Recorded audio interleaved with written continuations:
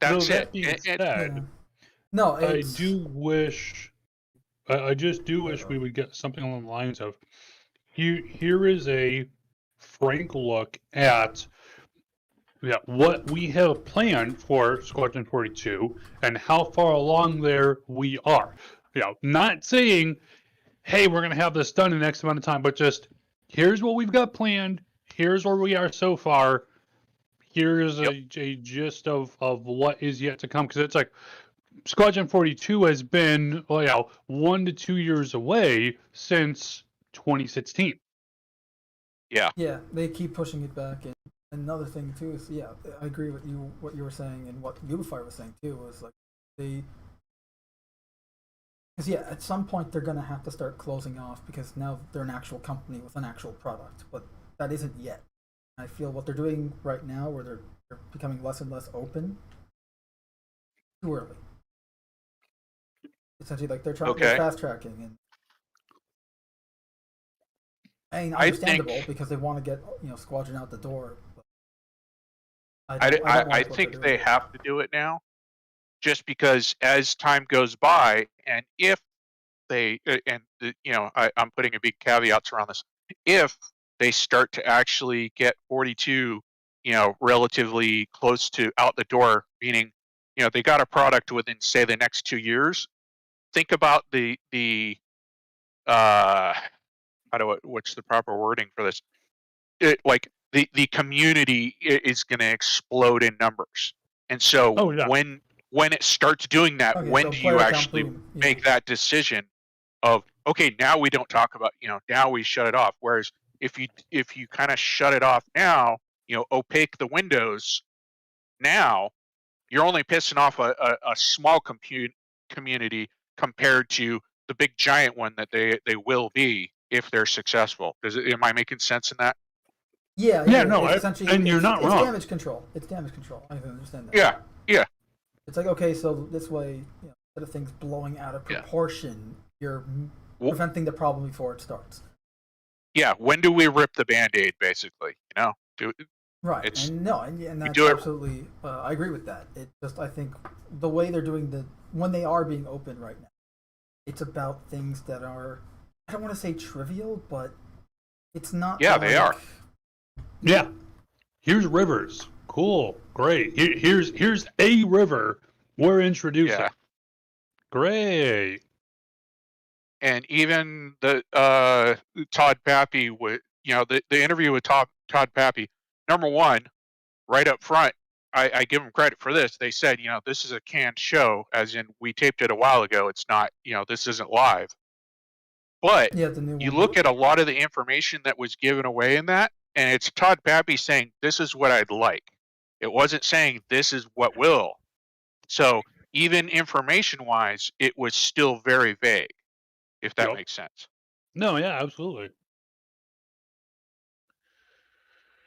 That seems to be the standard we're getting these days. I honestly think, and I don't have anything to back this up, so this is purely a personal opinion, but I think that there's something wrong with 42, and that's why you're seeing Chris move to England to kind of take over personal control, get his hands involved. And I also think that's why you're kind of seeing part of this lockdown to some degree. I think part of it is that they're recognizing, hey, we've got to go opaque to some degree. But I also think because there's a problem, they're kind of going, let's be quiet and see if we can solve this, and then just put things out, and we'll look good. So you're saying it's kind of like a lockdown where it's like, okay, let's lock down and focus and kind of cram in. All right, like no distractions. Let's focus on this thing. Well, I think he means more that they aren't going and saying, hey, there's this huge horrible problem that we found with Squadron 42 and we're working on it. More that they want to get past the problem, and then they might talk about, oh yeah, we encountered this big thing, but hey, don't worry, we already fixed it. Right, or not even say that, just be like, ta-da, here's what you get, and not tell anyone, dude, we almost fell off the cliff, while I was driving, kind of a thing. Like, while you were asleep. Okay, lock down, close all windows, no distractions, let's, just head first into this thing and dive into problem solving. That very well could be, honestly. Yeah, it's possible. It wouldn't be the first time, because remember, Ilphonic totally screwed up. What was that, like 4 different levels of Squadron 42 to the point where it wasn't usable, and that was like that put them 2 years behind schedule back then. Yep. So and they were like, "Nope, we're doing it all in house now." Yeah. Yeah. So they might have hit something that just said, "No, you can't. Like this isn't going to work," and they might be scrambling right now. So probably because the other thing that a lot of people don't realize is that, as big as CIG is, as far as number of personnel, the actual networking team that's going to like stitch all this shit together to make it like, mesh together, there's only like 10 people. Well, and that's the thing too, is like it's CIG, yeah, they're gonna have what, like upwards of 1,000 staff with this new studio in the UK where Chris is moving to. Well, we something don't up know. there. I know they currently had like around 500-600 now. Right. So what we don't know is if, because of the way they worded it, we don't know if that means that they're going to have 1,000 people in England. In other words, take the 600 you currently have and add 1,000, or is that 1,000 just going to be a consolidation of them bringing the other people in from the other studios to make it, the whole company 1,000? I think that's what will happen. I thought it was going to be just the whole company being. Yeah. If you look at the specifics, they don't specify. No, that's why I say I'm theorizing on that one, but either way you look at it, that is still extremely small for a gaming company. Especially when each of these, Star Citizen and Squadron both, they have many different teams dedicated to specific aspects of each game. And as you said, like, each team could be like 10 people or 2 people, like, but there's so many teams split apart and they're each different, and then someone has to stitch it all together. Well, yeah, that's the network team. Like, all these people are coming up with all this art and all these assets, and building these cities and these landing zones, and creating all this stuff. But the actual team that's responsible for making it all talk to each other and fit together, that's the network team. And there's only 10 people, as far as I know, on that team, because game code network developers are like the rarest breed in the gaming sector, as far as I know. From what little research I've done, and hearing other people talking about it as well, is like those guys are extremely unique and hard to find. So no matter how big the studio is and what they're producing, there's still this really small core team that's trying to make all this stuff actually work. So I just, the reason I brought that up is I think if there is a problem with 42, I think it might involve something to do with the network coding. That's my theory. No, I think it wouldn't surprise me that way. Especially since they've had netcode issues. Like, this is nothing new for Star Citizen and CIG as a whole. Well, plus the other thing is you look at everything that Star Citizen Squadron 42 is trying to do, more on the Star Citizen side than the 42. But and a lot of people will point that a lot of these things have been done, but the thing that CIG is trying to do that's unique, it's to do all of it all together. Like taking all those little good, interesting ideas that are in each game, and being able to put it all into multiplayer and have it all interact accurately together is the uniqueness of CIG. And that's all around that networking stuff. So I think if there's going to be a problem, it's going to be in that area, because you look at like people walking around inside of ships while flying through space. That's actually been done in other games. But you do that combined with having multi communications channels in game that allow the player to select, in ship, out of ship, to space station, and doing that while walking around inside a ship. That's the unique thing, if I'm making sense there. Yeah, I think so. At least I sense of it, but okay. No, and I agree. That's going to be that's clearly the most difficult thing, right? Because they're essentially they're taking aspects and making 500 different games all at once into one game. Yeah. Somebody else, when it's sorry, go ahead. I was say this something on this scale has never really been done before. At least not to the level they've already gotten to and plan to get to.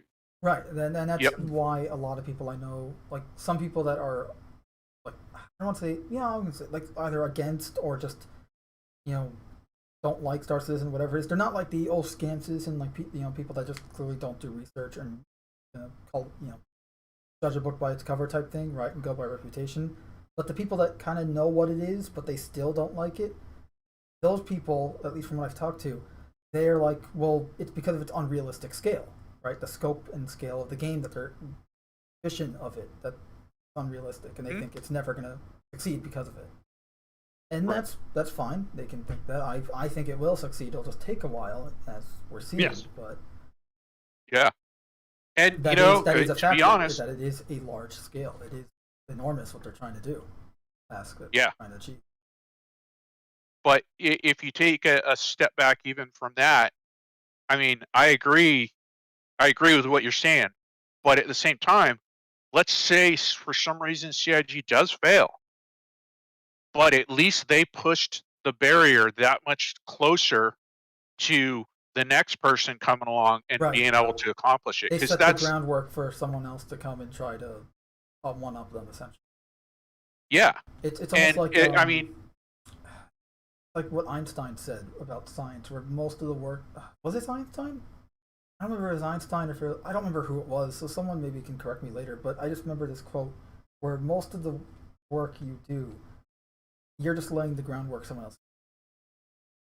Yeah, absolutely. Maybe it was Aristotle, I don't know, but one of the two. But essentially that's the thing, like you're just setting the groundwork, someone's going to expand and find all the details of the thing you discovered, right?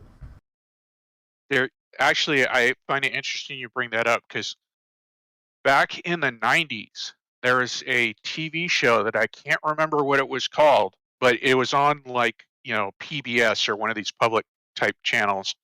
But it was a really cool show, because what it did is it took previous innovations and it examined how those came about. And we're talking like,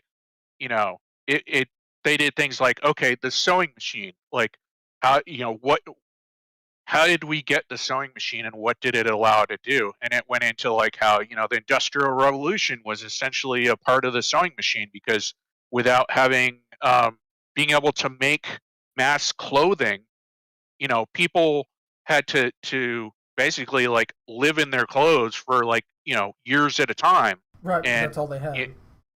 That's all you had.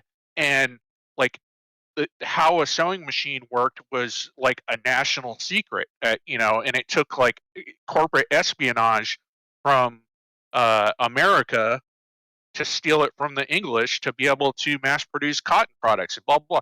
But part of what it did is it went back and it also showed how other inventions led to it, and how those other inventions ultimately failed, but somebody else came along and went, oh, look at what you were trying to do.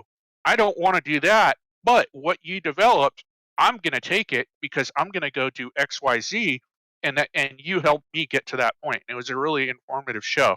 I wish I could remember what it was called, but it was just really good at doing exactly what you're talking about, which is showing, the work of somebody else being carried on to the next level, and then to the next level. Especially in games. You're building off of someone else's work. The tech, the game engine. You're using the game engine someone else built to make your own game, right? Yeah.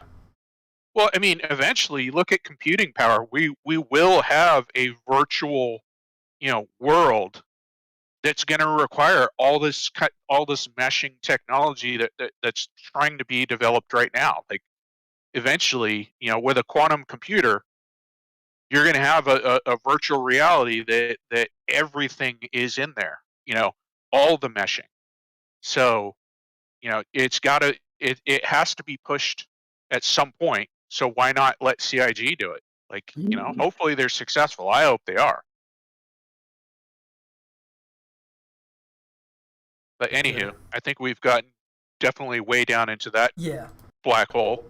But I will say, because what were we talking about before? Oh, right, the whole Watching 42 thing and building on what others accomplished. I mean, they've already kind of pushed that barrier, right? Like, imagine the technology they have right now for we have whole planets, right? Entire star system. Right now, that's just on one server. Imagine, with the tech that CIG has come up with already, just the existing tech that's currently in Star Citizen as we speak and has been for the last since 2017 or late 2017, I should say.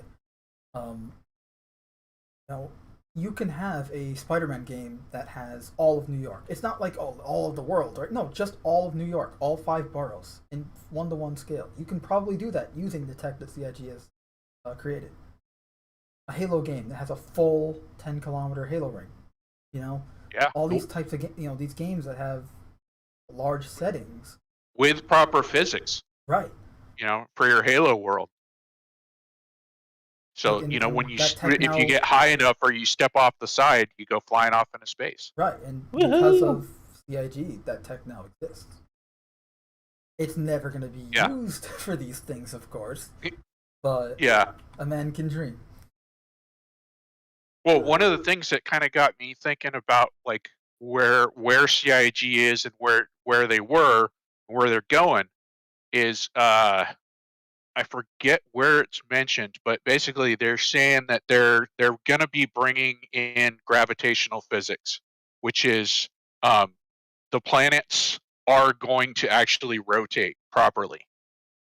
And you think about that. Right now they have static rotations that aren't determined by actual physics. Right now, R-Corp is always where R-Corp is. It's spinning on itself. It's rotating itself, but it's not rotating around the sun. If you look at your star map, I want to say it is, because I remember that I was looking out. I was at some space station. I forgot which one it was, and I'm just chilling on there, looking out the window, chatting in chat occasionally, kind of alt tab and doing other shit, going back and forth. But for the most part, I'm just staring out the window. And I remember seeing that, and maybe it was just the station having a orbital path, but I remember I'm like, hey, wait a minute, the view is changing. So, like I said, maybe it was just the station changing, but at least to some degree, I think they got a little bit of that shit in there. I know if you're at the orbital stations on the, Port Alsar, Virginia Point, right? They're fixed, so they're moving with the planet. Right now, when you jump, it's calculate their mechanics right now is it calculates a fixed point A to a fixed point B for your quantum jump. But once they get the orbital mechanics in, that's why we don't have it yet, is because they need to actually change the game engine code to be able to calculate from essentially you think of it as like you're a flea jumping from one dog to another dog that are passing by each other. So you're on a moving target, you jump off, you're not aiming at the target you're going for. You got to be able to calculate where it's going to be when you get there. Either that, or they're going to have to like a lead shot. Through when you're aiming down a gun, you're going to have to lead the guy who's running across the field. You're not aiming you need to be ahead of him. You're aiming where they're going to be. Mm-hmm. Yeah. And they could do alternatively. They could do is have it where you aim at where it is now, and the quantum, the missile knows where it is. It knows where it isn't. And it'll essentially calculate where. Okay, the planet's moving. You're still fixed to it, but you're now moving with it, right? essentially think the splines where you're jumping to a location on the moon, but on a larger scale. Right. Either way, however way they go about it, the effect is still the same. They have to be able to calculate and try ability for us to quantum travel to moving celestial bodies. Yeah, which will be impressive. Right. Like, to me, I'm just... Because, sorry, just what I'm impressed with is think about the long-term effect of that, which is you go into a system, let's say let's say you're a hauler or something. Like, each time you come into a system fresh, if you haven't been there within the last, few days, all your reference points will have changed, and you're going to need to do calculations. And I like that for that's going to be so much fun. The realism of, like, I can't just jump in and immediately take off, heading for the nearest star, nearest planet, because I need to recalibrate my systems. And that gives opportunity for gameplay, right? As soon as you pop in, there might be danger there. Like, I like that. Right, like, say, okay, I'm in Stanton, say July, I go to Pyro for a bit, and then I come, 3 months go by. Yeah. I go back to Stanton. Layout's going to be completely different because it's later in the year, planetary orbits change. Yep. And they said they're going to bring in seasonal changes too. So, which will be great. You're absolutely right. Like, big changes. And on the topic, though, of planetary celestial body gravity effects, the static effects they currently have are actually pretty impressive.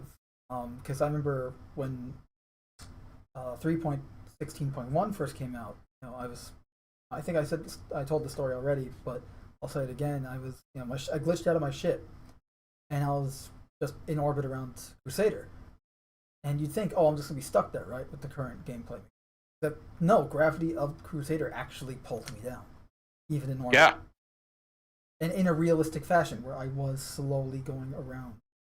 I mean, granted, a gas giant, and I'm a small object. I'm not like starting to force a ring around the planet. But I didn't move from my previous position, not aside from just in a downward spiral. Actually, it was actually pretty impressive. Like, I was impressed. Like, oh wow, I didn't think that this level of detail was in. And now one thing I would like to see is a gravitational, like, alarm. Like, maybe on your suit or in your ship as well. Just something that you can set where it's like, hey, if the gravitational pull starts to actually, because if you're in orbit, you are essentially falling, but it's your speed is fast enough that you're always falling around. But let's say you cross over that barrier, maybe have like an audible alarm that goes off that notifies you, like, hey, you're now starting to fall into the gravity well. And that way you have that opportunity of kind of finding that sweet spot in orbit that you're very close to it, but if you need to dash into it, you can, but otherwise you can stay right outside of it.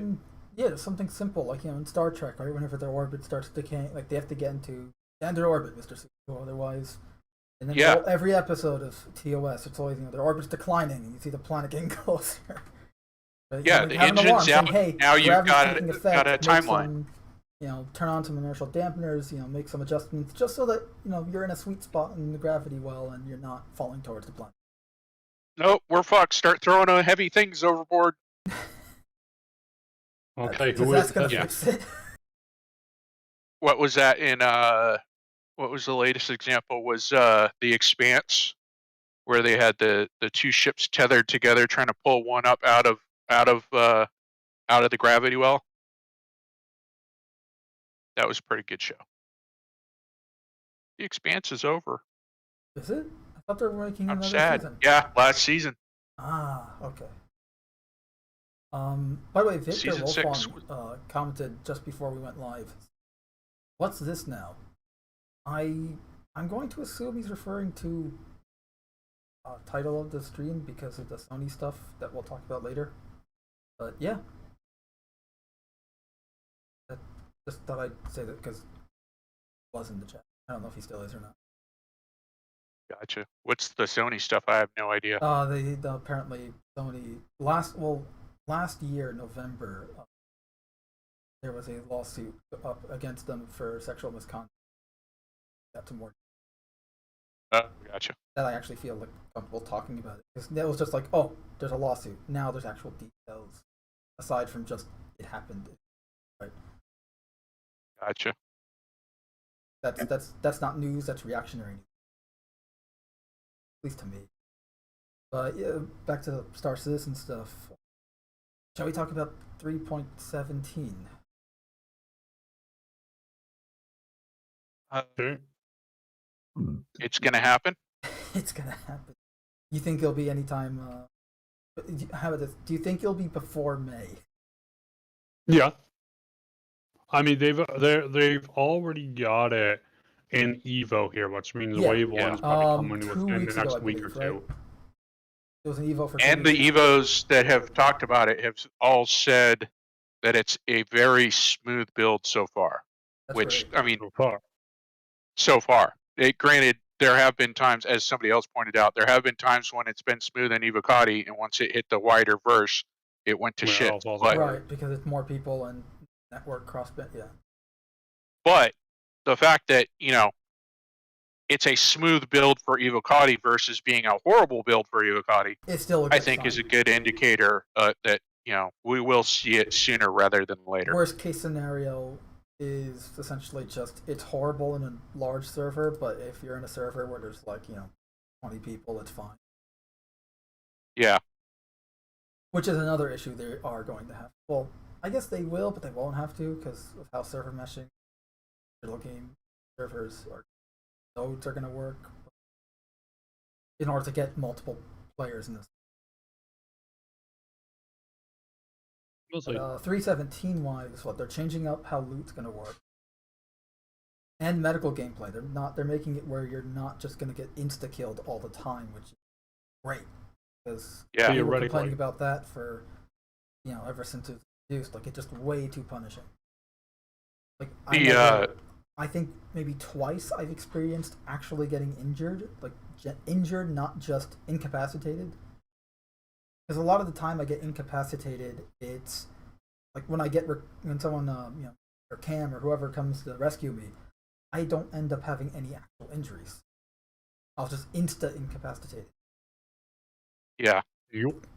The only time, I think once I actually had an injury, I got incapacitated, and it did turn out okay. I had a bad arm, and the other time I just got shot up, like I was shot up or something, and somehow I wasn't incapacitated, but I had like a bad. It's like that was twice out of several months of playing. So they're making it less punishing. Got content and loot being tailored for every location, and items will be removed from the shop. So they're gonna have items that are unique and only can be acquired through looting. They're also adding tier system for loot. So common, uncommon, and rare, right? That's all they got so far. First, we don't know what's going to be what, common, uncommon, and what's rare. being removed. No, we don't know what. We just know that they're adding loot types, common, and that they're going to be cannot buy in shops anymore. You have to find them via. I mean, some of them we can already guess, like the Hurston security guard armor. Like, that's already been. But I wonder if it's gonna is it gonna be weapons, the armor, other items, attachments for weapons? What? We don't know yet. Like, we probably won't know until the patch goes live, or PTU.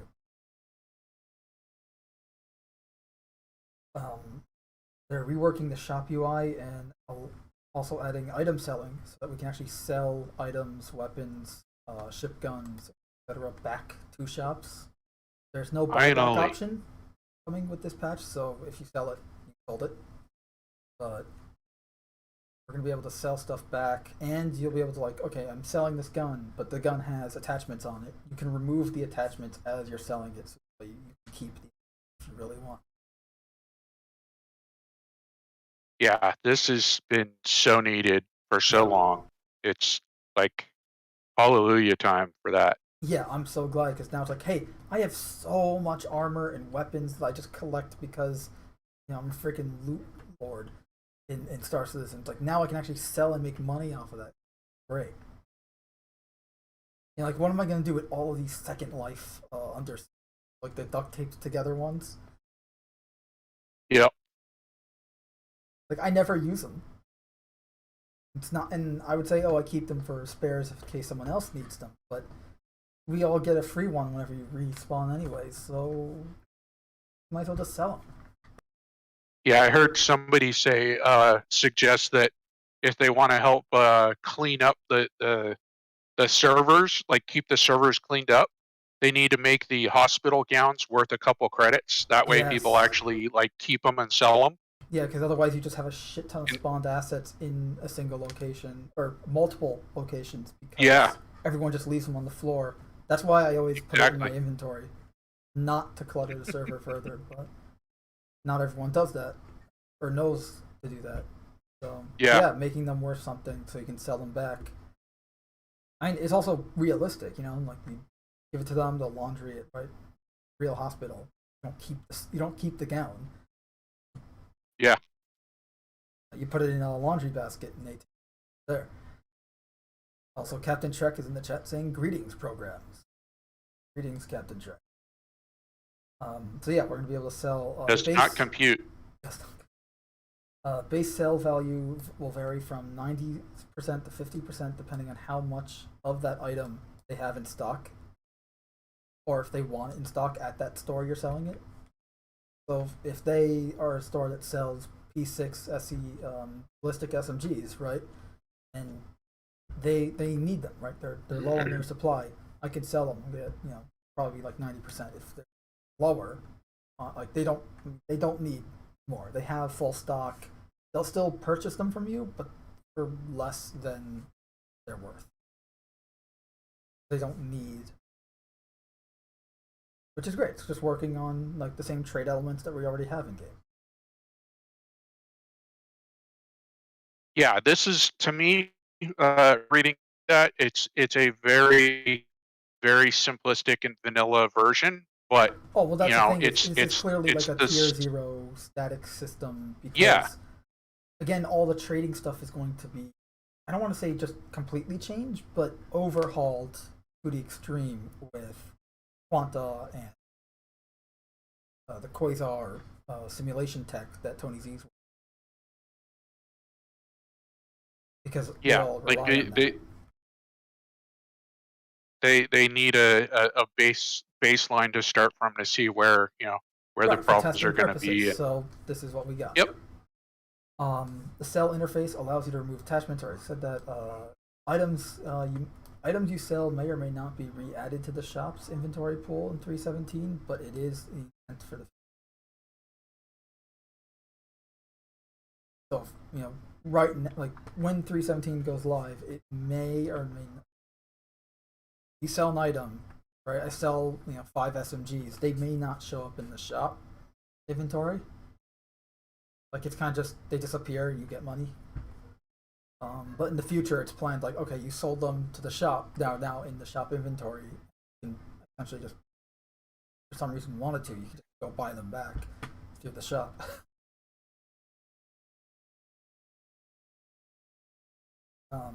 Or someone else that now needs one to buy it at the shop. There also is for the medical changes. They address bleeding being too harsh, so you're not just going to instantly bleed out, which again is great. They're actually going to make bleeding slow, as it should be. Especially when permadeath is planned for the game, you don't want people to just be insta-killed. You want it. I don't want to say you want it to be hard to kill someone. You want it to be. You want it to be hard to kill someone where they have to regen. You don't want it to be hard to down them or whatever, but at the same time, you have to make it fair for both sides, right? Because, I have my 50 cal sniper rifle and I shoot you. You're dead, right? If I shoot you in the head. But if I don't shoot you in the head, you're wearing armor. You shouldn't be dead. Well, realistically though, and one thing that's had me scratching my head over some of this shit is that, let's say, for example, if you were to take a P8 SMG, this thing fires, what was that? I think it's firing like 10mm rounds or something like that. All the SMG, the ballistic SMGs and pistols fire 10mm. Yeah, so it's like you're firing 10mm rounds, which, yeah, this shit exists today. All of the weapons. All of the, at least, flavor text for even things like the undersuits, let alone the armor plating we can wear on top of that, is all saying this is, at least to some certain degree, top of the line shit with hundreds of years of advancements above what we currently have today. Realistically speaking, then, and again, bearing in mind that your average player is not running around with just an undersuit, which alone should have some ballistic protection.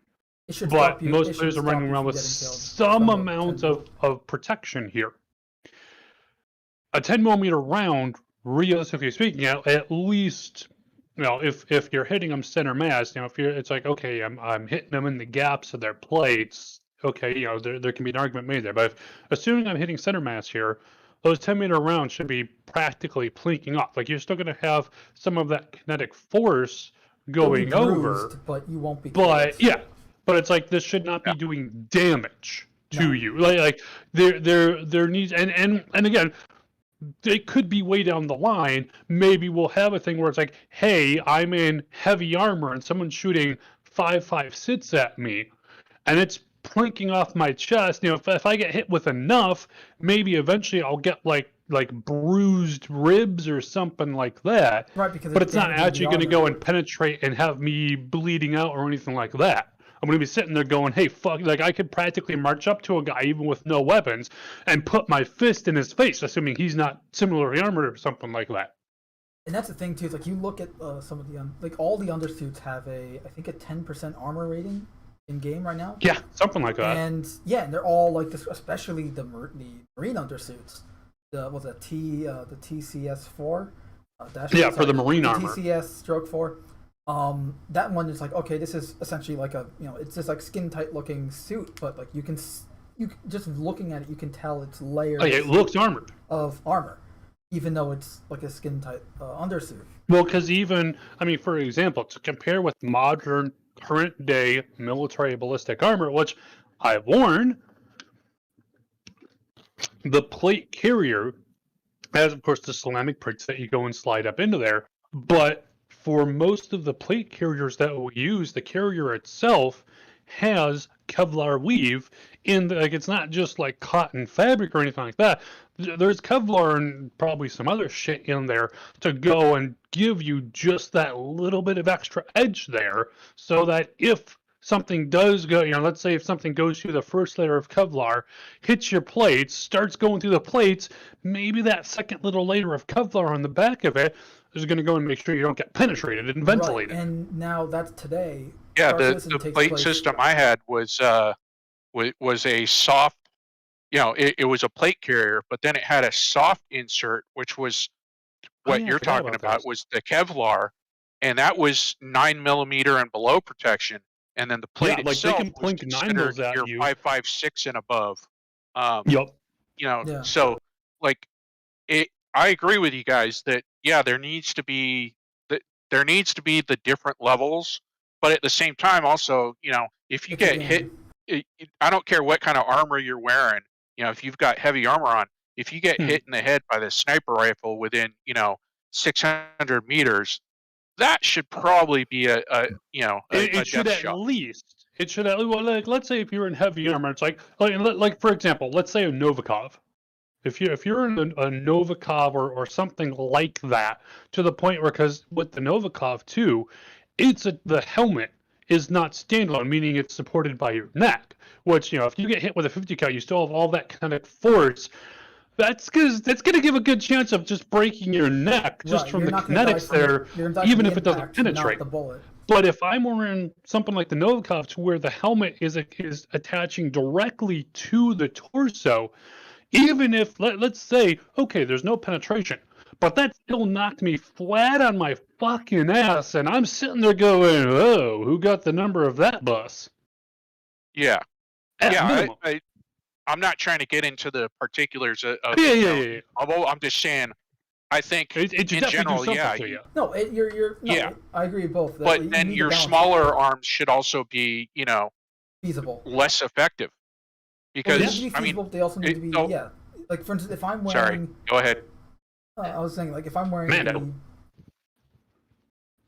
Yep. Go ahead. Okay, if I'm wearing the marine undersuit, right? We're talking 900 years in the future here, 2952, and it's going to be later.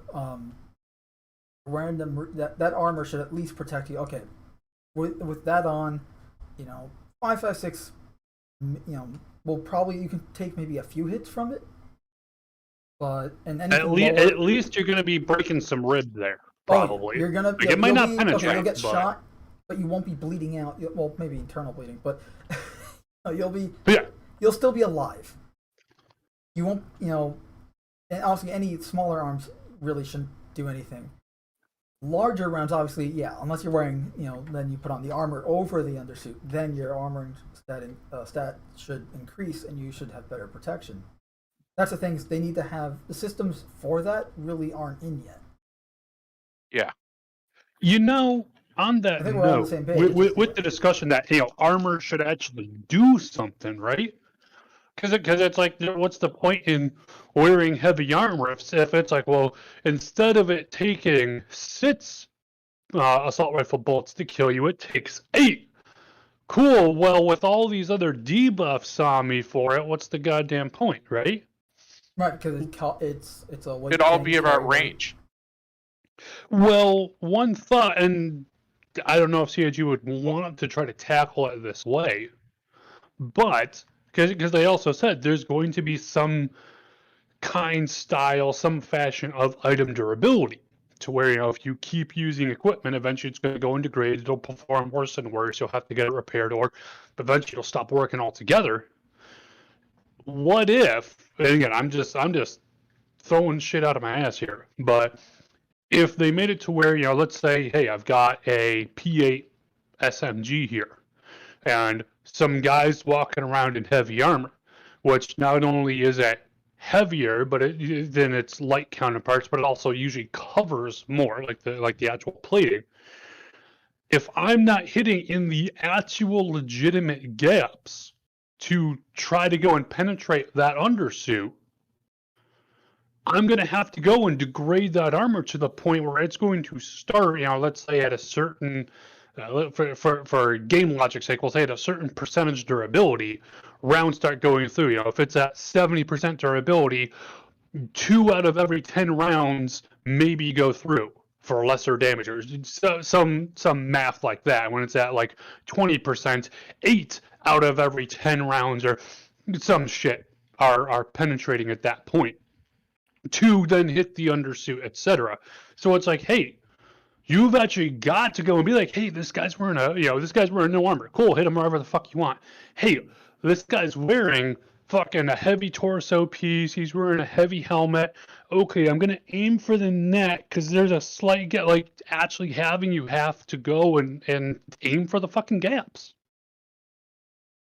Maybe that would be a lot, but yeah, I would just like to see, like, it's the wrong verbiage for it, but real ballistics in the sense of what's the caliber mass and what's the distance. And I think there should be, just as in the real world, there should be sweet spots. So, if you've got a 9mm pistol and you're shooting somebody beyond, 50 meters, I don't care if that guy's wearing, light armor. Your rounds are basically, falling off of him. Sure, maybe he's taking some bruising, but in general, he's still capable of carrying the fight to me. But give me a 45, and maybe that increases the chances that I'm actually, penetrating and doing some damage. And same thing with the the higher up weapons. Like, there's a reason why in the real world the quote unquote professional shot is 2 to the chest and 1 to the head, because the 2 to the chest was to knock the guy down. The 1 in the head is to actually make sure you kill him. That's how ineffective bullets are, like 9mm bullets are. That's why you're taught to shoot that way, is because they don't penetrate even non-armor. Just the guy's got a lot of clothing on. You hit him twice in the chest, that's not a guaranteed kill. So Yep. I would like to see that definitely in the game. Agreed. I agree. That would be good. So it would just Sorry, be great to have that was my revolt. 2 cents. No, I think we all want the same thing here, and that's great, because we want essentially that realism of ballistics on armor in the game, the armor ratings, because Now, it would be different than other games and how they do it, because especially, I guess the argument could be made like, okay, then what's the point of using smaller caliber weapons? And here's the argument. Well, one, you can smuggle them into places, because that will be a thing. You're not going to be able to go armed everywhere. Yeah. So, Concealment. Like, LH-86 ballistic pistol. That's a 10mm 13-round pistol. That's going to be easy to conceal compared to, say, a 50 caliber 6-shooting Coda, or your assault rifle, or your FS9 LMG. But it's that. There's also the fact that, and Chris has said this himself, he doesn't want people running around in spacesuits all the time, everywhere. Like, there's probably going to be areas where you'll probably be suspicious for doing so, right? So that means you're not wearing your armor. Yep. So it's just also noise factor. Yeah. Firing off a big weapon creates a lot of noise. Yeah. And draws everyone. If I'm a bounty hunter and I've infiltrated the enemy encampment, okay, there's my target. Blam! I just fired off my railgun to headshot this guy because he's wearing heavy armor. Hey, guess what? Every fucking asshole in a 2-mile radius just from that knows you're there and is converging on your location. Good luck. Yeah, absolutely. Plus, I mean, we've got sound sourcing now where, almost all our foreign military bases have a counterfire system in place that immediately detects any gun noise and and triangulates where it's at, where it came from, so that they can return fire on it. So 1,000 years in the future, I think it's not unrealistic to expect most cities to have that, most landing zones, most landing zones to have that kind of stuff in place, and, all cameras immediately swivel and pivot on that target. Yeah, absolutely. So, now, the one thing that you guys kind of, hinted on but didn't say anything about that I think would be interesting is the energy weapons. And something you were saying, Cam, got me thinking about, you were talking about the if you keep shooting somebody in the chest, or you keep taking shots in the chest of your armor, it degrades over time. I think it would be interesting if energy weapons, maybe they don't do direct physical damage to you if you have that. Is it's degrading that armor like super fast. Bad. We couldn't hear you for the past 10 seconds. You went robot. Oh, sorry. What you were talking about, Cam, with the with how if you wear the same armor over and over again and keep taking hits, it starts degrading it. I think it would be interesting if energy weapons maybe had essentially like start frying that armor plate to the point where it turns brittle, and the next hit, the next ballistic hit that it's going to take is just going to shatter it. So yeah, no, honestly, that would also too promote, like, hey, we're a squad going out to do whatever the heck.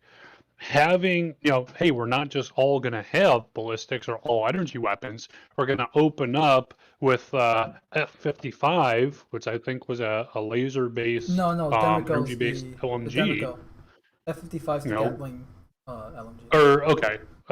Yeah, whichever one the laser LMG is, but you I'm open with up you. with that, hit their armor up, and then, okay, now our sniper, you're wearing heavy armor, but I've had 3 guys wasting away at me with their energy weapons. Sure, I took down 2 of them, but now their sniper, who's been sitting there going, I can't get a shot through the guy's plates, and I'm not good enough to go for that neck shot right there, is able to go and get that center shot and just blam right through my plates, right through my suit. Yeah. Yeah. I just Or your saw gunner with a, with a 5.56, he's just gonna you just made everyone vulnerable to, the plankers, essentially. And that's the thing is that it creates essentially creates a sandbox for the weapons, right? Like, okay, now they can work together. Like the weapons can work together in order to get the job done, and it gives you a reason to use the different types of weapon scenarios.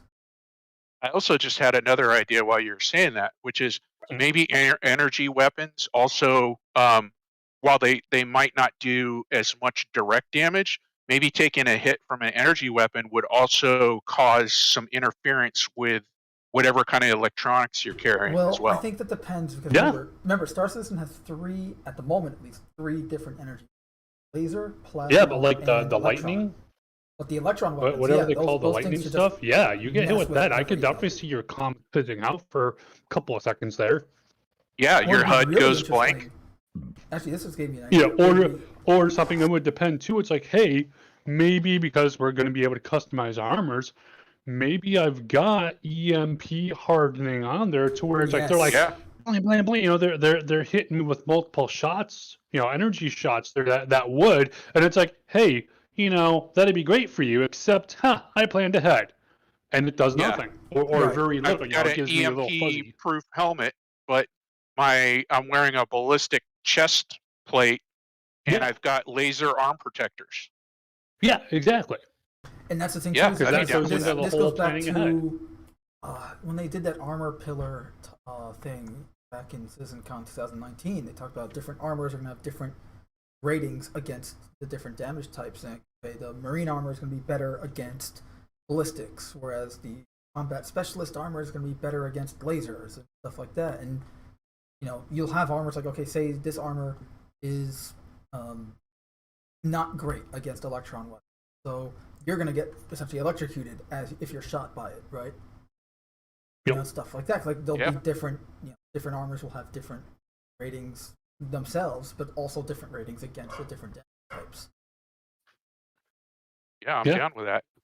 Especially as long as you're allowed to mix and match. Because what I don't want is to be forced to wear an armor that I don't like, that doesn't fit my needs, only because it's the only +1 armor I can find.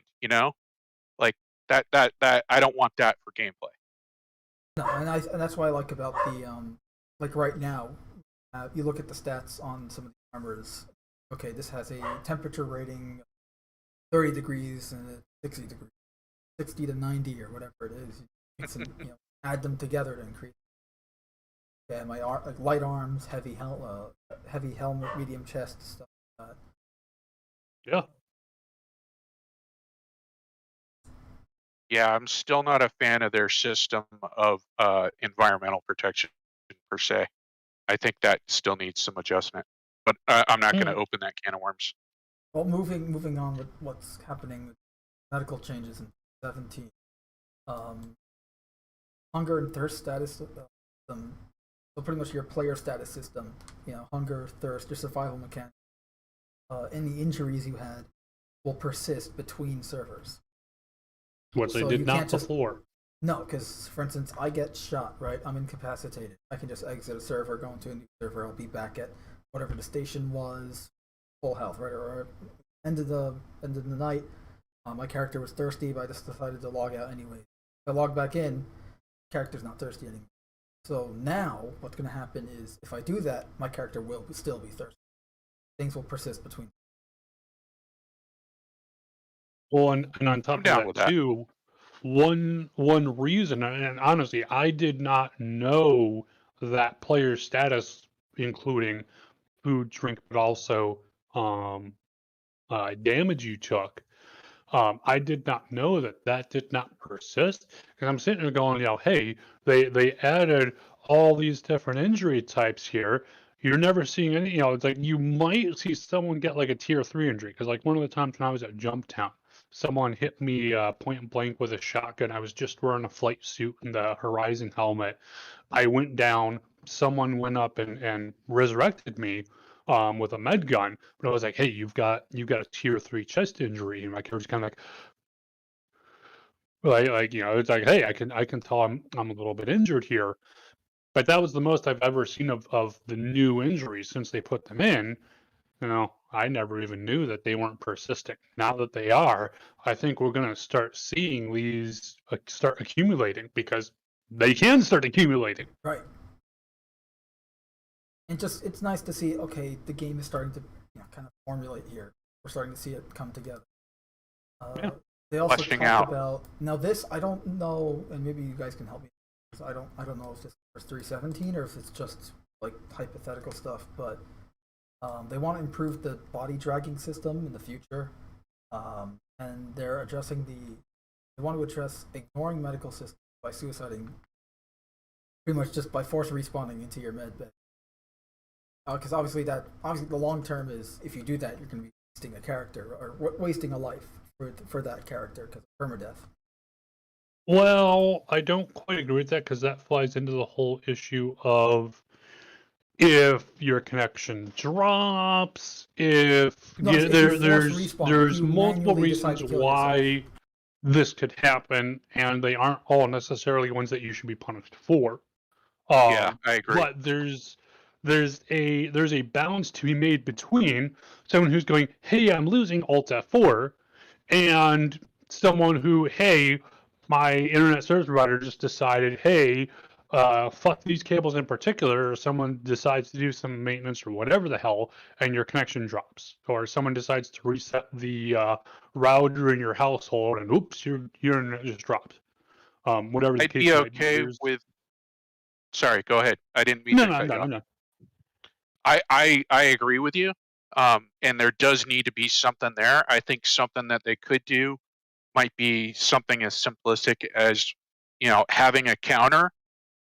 So whenever because obviously they have, they've got the data that tells them, what you're doing when you dropped out. So maybe have a counter system that basically just kind of tracks that, say it keeps track of your last 3 log-offs. And if you consistently seem to show, like, over, with repetition, they're seeing, hey, every time this guy's in combat or every time he's injured, he suddenly loses connection. Then they start to go, okay, it's happened 3 times in a row. Guess what? The next time you come back, you're going to be punished for it. Whereas if it just randomly happens, the guy was in a ship one time flying across the universe, nobody else was around him, and he just dropped out. Okay, that's just a bad log out, an error. Put quotes around that. And then the next time it happens, the guy was on a planetary surface in combat. Hey, maybe he logged, maybe he didn't, but that's an error. The third time he does it, he's down in a cave and there's no combat. So no punishment. But if every time he does it, he's in combat, then they start going, okay, time for punishment. Yeah. Just an idea. And one thing too, and this isn't even an issue currently, at least to some degree, and will be a larger one, is that if I'm going and playing, and I'm in the middle of whatever, because pretty much anything you're doing in Star Citizen, it takes a lot of time. Yeah. Like, it is a time intensive game. Whether you're, hey, I want to go do this one mission, cool, well, it's going to take you 10-15 minutes just to fly over there, assuming that that's at the nearby planet. If it's across the system, you can tack another 10-15 minutes onto there for jumping all around that shit. That's Stanton. Yeah. Oh, exactly. Start adding like hours, multiple hours, if we're talking other systems. Yup. And because of that, there has to be, in my opinion, unless you just want the hardcore sim gamers, especially as it gets, more of these systems are in place, and this kind of stuff, it's becoming harder and harder. Hey, I was quantum jumping from one planet to another in Pyro, and halfway through, hey, something's come up real life. I have to go. I can't sit here for another 30 minutes, pilot myself to the nearest thing, and then go deal with my screaming kid or whatever else is coming up here. I have to go and do this shit now. And I don't think that's a unreasonable expectation. There needs to be something to cover that, and that brings me back to one thing they had talked about before, CIG had talked about before, was the possibility that, hey, if you're in the middle of a fight, that being our default example, and you go, ah, shit, I'm losing, Alt F4, or something like that, a AI would go and take control of your ship and try to disengage, try to get you back to a safe location, and then go and log off. So then, now, it's possible you're still going to get destroyed, in which case you suffer the usual effects thereof, that you were killed, you were rescued, you know, whatever would have happened otherwise. But otherwise, assuming you got away, you know, go on. Sorry, I agree with what you're saying. Just the one problem that I see is, you know, they want to get away from you know, ships getting blown up just, you know, as like the final act. They want, you know, they want your ship to survive, but like the system shut down. So let's say the AI gets in and takes over, and it's trying to fly away, and your ship gets disabled, and the pirates come on board and, you know, kill the AI, take your ship somewhere. Then what happens when you log back in, kind of a thing. Like, I see a can of worms opening up on that. But I'm not in disagreement with your initial idea about, like, just they got to fine tune it. Yeah, agree. Yeah, no, absolutely. And there's going to be edge cases that they have to go and work through to make it workable on both sides of this kind of thing, of where I'm fighting some guy, I'm a bounty hunter, I'm going after my bounty, and he realizes I'm about to nab him, and he Alt F4s. Hey, that's pretty unfair to me that I've spent the past 5 hours tracking this guy down, only for him to go and rage quit when he knows I would have got him. That's not feasible. And similar to if a pirate's going after some guy and he's like, hey, well, screw this, Alt F4, haha, disappear, I go with my cargo. No, that's not feasible. You know, the pirate went and spent the time to track this trader down to try to get his cargo. He deserves a fair shake, whatever that looks like, whatever CIG decides that looks like, at the prize, and not just have someone go Alt F4 bye and nip it right out from under him. Yeah, I'm with you on that. Absolutely. I agree. And then, of course, on the flip side, that will, hey, like I said, hey, I'm in the middle of a dogfight, and you know, my 1-year-old's woken up and is screaming, I have to go. Real life happens, and I don't think you should be overly harshly punished for needing to go and deal with that. You know, if I need to go, you know, go, but there needs to be something that accommodates both sides of this. Right. It's, you got to balance the, hey, not everyone can play for, 10 hours a day versus and the fact that it is a game over the simulation aspect. Well, maybe you could tie it into basically story-wise. You could say, hey, maybe the individual had, like, under the stress involved, had a coronary and is dead. So, you were the person. Let's say you're the guy who had to get up and go take care of that real life issue.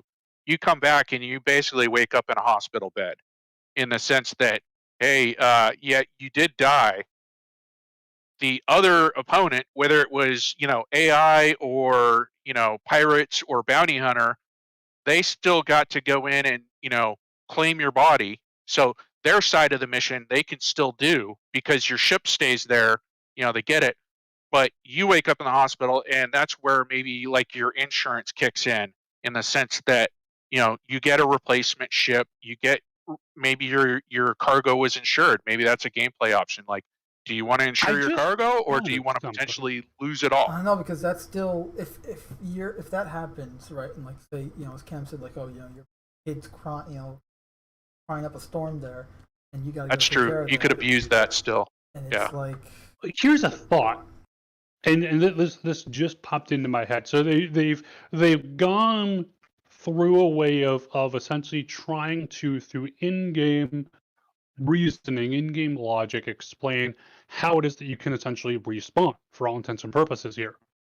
Yep. And again, just spitballing a framework of an idea here. But let's say that you're in the middle of something, and whether it's you're just in the middle of space, you are whatever. You're in the middle of a firefight, you're in the middle of a ship battle, whatever the case might be.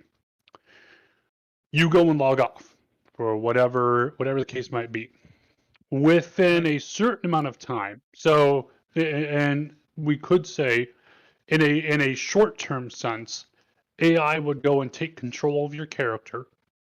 And like I said, either now there would still have to be some amount of something more than just flee now. Because like if I'm a turret gunner on a ship, I'm on a constellation, I'm turret gunning, and I go and log out. One, it's going to suck for that guy who, hey, we're in the middle, assuming we're in the middle of a fight. Hey, I'm in the middle of a fight. Guess what? You've just lost, a third of your firepower here, effectively, because, and oops, I just lost connection. Let's even just say it was, nothing on my part, no ill intentions anywhere. There needs to be something to cover something along those lines. But my idea is that short term, you would essentially just have an AI take control of your character. At the same time, if you go, whenever you go and log in again, if it's within a certain amount of time period, you would just take over your character, but you would have had a relatively low level AI, at least in terms of like fighting skill, controlling your character, and you would suffer whatever effects that was. So hey, for the last 5 minutes, someone reset your internet router, you dropped out of the game, shit, and AI was controlling your guy in that constellation turret for the last 5 minutes. He took some pot shots, but he's not making those really good shots at all. You get back in, you're right back in your character, and you're good to go again. So like very, very short term, you would be able to regain control. Longer term, so let's say, hey, I'm out in the middle of nowhere. Bounty hunter goes and catches up to me, and I go, well, hey, fuck you, Alt F4. Again, short term, AI goes and takes control. You go and log back in 8 hours later. You don't know what's happened. Whether the AI lost, whether the AI won, you don't know. Now, using a criminal thing might have its own caveats there. But let's assume this is a lawless zone. So they aren't getting into like crime stats or if you would have been taken to jail or any of that shit. You don't know what's happened. All you know is I was over here, I quit, or I logged off, or whatever the case might be. You would then be able to, if you wanted to, you could just keep playing. And that'd be, and like I said, if you went to jail, that'd be a whole another can of worms to deal with. But you would have the option, though, to try to go back to where your last location was. And there might be some, again, quantum bullshit that they pull to the point where you would essentially be able to regain control. So let's say, for example, you were fighting, and then you disconnect, and you were the aggressor, and the other guy goes, "Hey, the guy stopped shooting. I'm fucking out of here." They don't even bother to go and try to kill you. They're just like, "I'm gone." They jump out of there. Your character's just sitting there. You would be able to go back there.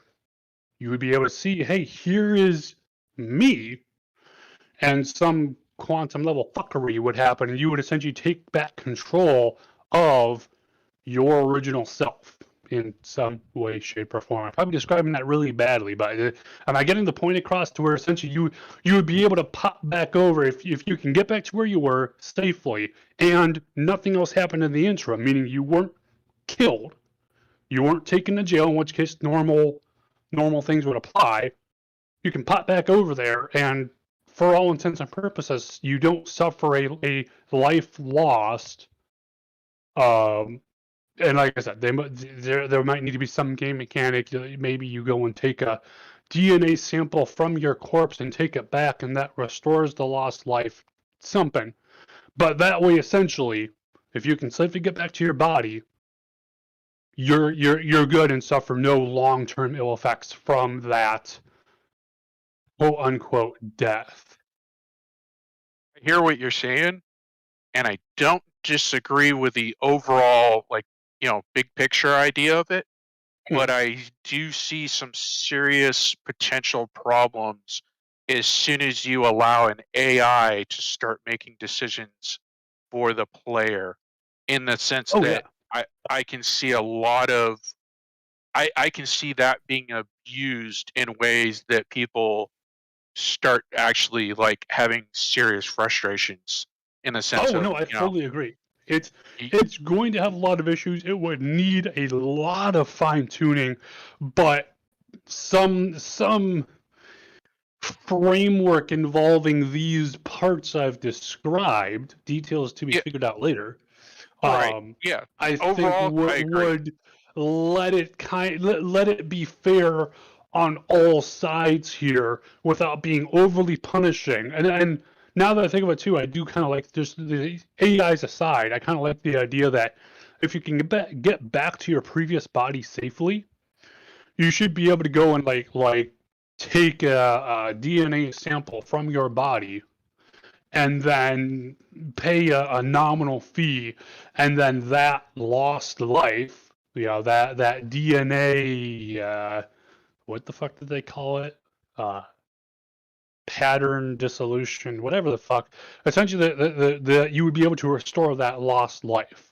Like, it would take some time and some effort to do so, but that way you can eliminate that one. Because, for example, if I'm out and about with my buddy, we're exploring caves on Microtech, and I fall down and break my fucking neck because of some stupid shit, even if I die instantly, my buddy goes and brings my body back. Well, okay, and then for a nominal fee, that lost life essentially doesn't count. At least from that perspective of things. Imprint, that's the word. Imprint, yes, thank you. But yeah, no matter they gotta what come they up do, with something. Yeah, and no matter what they do, it's going to take a lot of tweaking. It's not going to make everyone happy, but I want something that'll try to be the most viable for all sides that you're looking at it from, whichever side of the disconnect you're looking at it from. Just make something that's viable for everyone. Let me put it this way: you're never going to appease everyone, but you should at least, in this instance, you should at least attempt to keep everyone in mind. Yeah. Because especially too, I mean, a lot of players, if you look at the demographics for most Star Citizen players, a lot of them are generally older. You're far more likely, especially as you get older in life, you're far more likely to go and have kids, have a life. Hey, work just called me in. I have to go. I can't go and spend. And, it's not unrealistic even right now. Hey, if I wanted to get back to a spaceport, even an orbital station here, that it would take me 10-15 minutes that I maybe can't spare. Maybe it's something as simple as they do a calculation of your whatever mode of transportation you're using at the time, and your opponent's mode, and it looks at the two at the weapons range of your opponent and says, realistically, you could outrun this guy. It just says, and you, for some reason, you were in combat and you logged out. It goes, hey, number one, it looks at the repetition thing. Is this a repeated offense type of situation? No, it's not. Okay, let's look. Let's zoom in closer. Let's look at what happened. This guy was in this ship that goes X speed. His opponent could only do Y speed, and his opponent's weapons range wouldn't have been able to catch him. Let's just say he jetted out of here, kind of a thing. Or same thing with like a land vehicle kind of thing. Yeah, I'd be okay with that. But I think we have definitely gone down this this black hole. Yes. We also have news on the progress track. They a lot of changes, a lot of deliverables were added. The Genesis Starliner, foliage shader, the whole B, ocean shader. Isn't this like the fourth time that Starliner showed up on it? Yeah. Probably. And then we've got unannounced vehicles, or one unannounced. We have constructible environments, terrain, snow, displacement, unified login queue. All have been removed from the deliverables, moved from the progress tracker. Wah, wah. A crap ton were updated, having it all on the screen right now. All of them, but Do it. Cave Archetypes was one of them. The Drake Corsair was another. Lava Tech, Orville Cityscape, the Origin X1. Where's my repelling? Well, there was I'm not seeing any repelling, unfortunately, but I want it. Weren't we supposed to have a crossbow by now? Yes, so.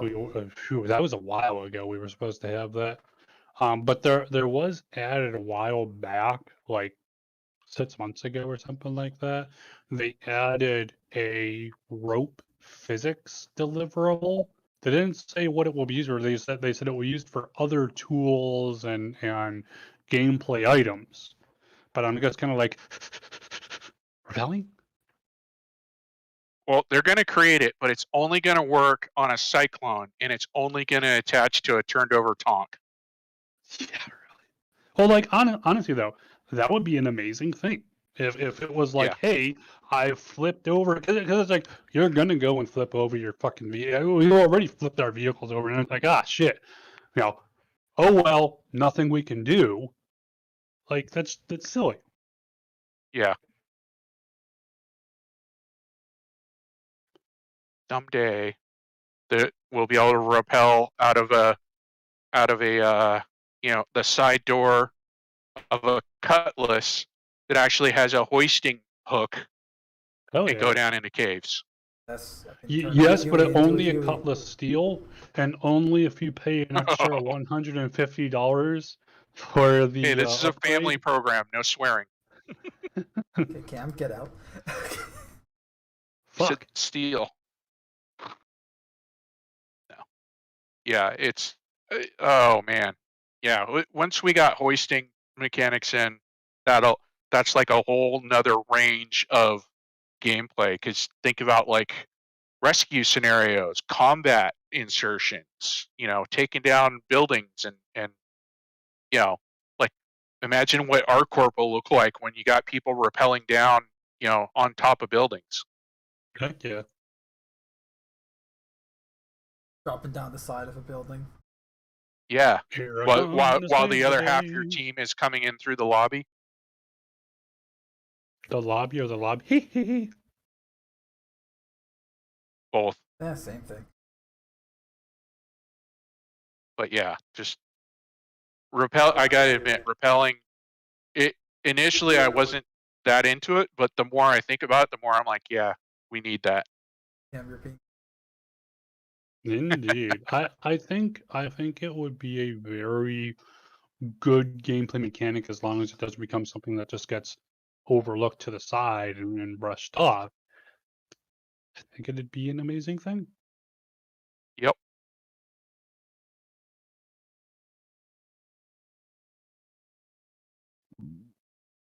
Onward, Maestro. Upward and outward? Oh, I mean, the shit ton of Squadron 42 stuff that's got ongoing sprints. Always. Yeah. Did notice that literally there's nothing like the ongoing stuff is forever. So. I think that's it. Listen wise. All right. Well, that was a good show. Just kidding.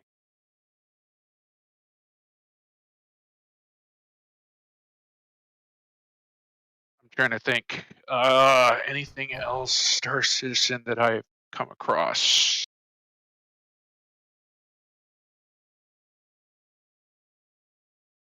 Oh, you guys heard the stuff that Pappy talked about, the fueling, right? Kinda, sorta. No, what? So one of the things that he said that I think hasn't really caught on yet, but I think is going to be a big deal. And granted, I don't know when, and I don't know like to what, tier 1, tier 2, tier 0 kind of stuff. But he's basically saying, number one, they're going to take away fuel scooping from most of the ships. So most of the ships that can do it now are going to lose it.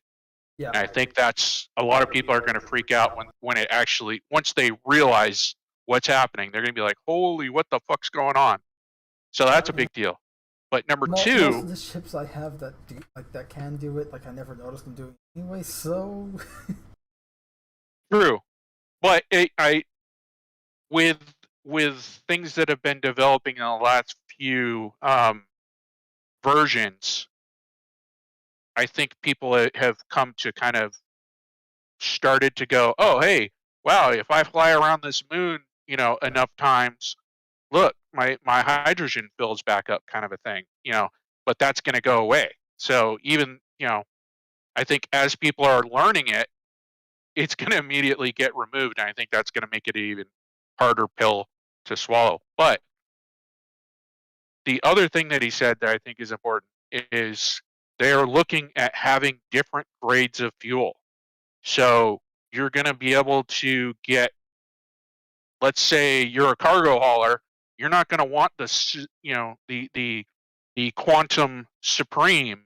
You're going to want the Quantum Econo distance version, which gets you long distances, but maybe is not as high octane. In other words, it doesn't get you going as fast, or maybe it's a slower buildup of speed. So he was saying that they're going to allow you to refine different things to make those different types of fuels. And it doesn't seem like much in Stanton's system just because of the, we're so used to the distances. But I think in some of those, the bigger systems, the types of fuels that are going to be available are going to become more and more important. That's all I had. I like it. Sorry, what? I like it. I think that's going to add a new layer of, like, essentially people are going to be screwed and they're going to help. Yeah. I also like the idea that, like, if you're going to run around on the super high octane, maybe that's going to wear out your engine faster, which means that, yeah, you're a speedy ship, but you're having to pay, in the long run, you're going to have to keep replacing that engine, like, I like that. I'm not saying that's what's going to happen, but I like the idea that that could be a gameplay.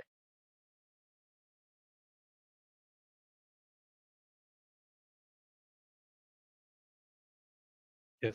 Yeah. I think that's it, though.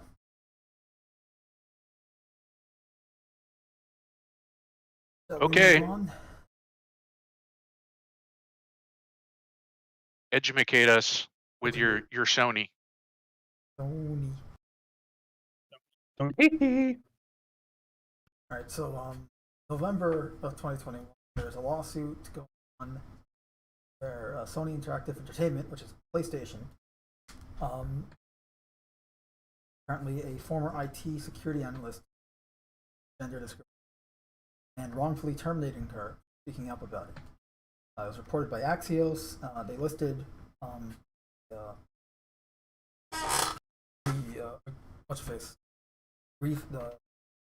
the grievances failed to prevent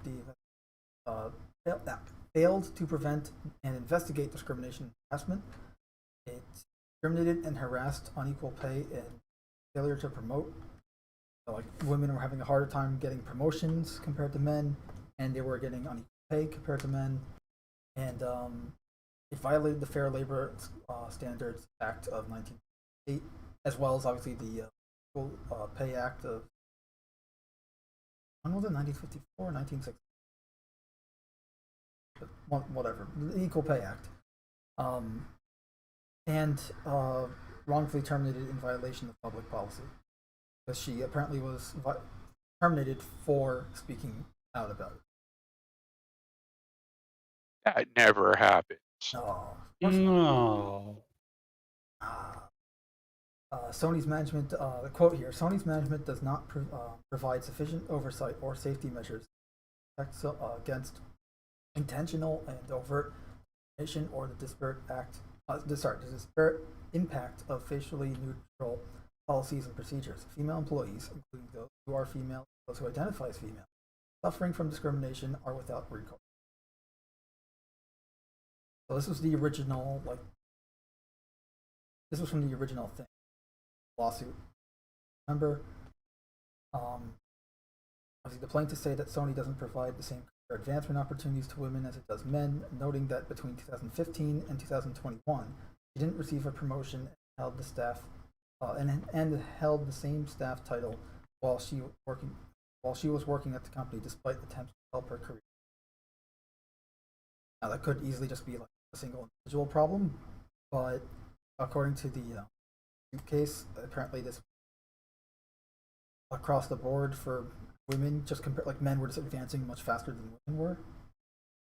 Like, the numbers looked weird, sort of thing, not just women, better at this thing. It wasn't just like what seemed to be one individual instance. It's like, hey, now this across the board. It wasn't like, oh, you have women and men both playing basketball, and the men are clearly better because of physical capabilities, right? Like, no, this was like, this is it's working at a company that does mostly digital software stuff. It's like, why is there just like a weird number of different differentiation?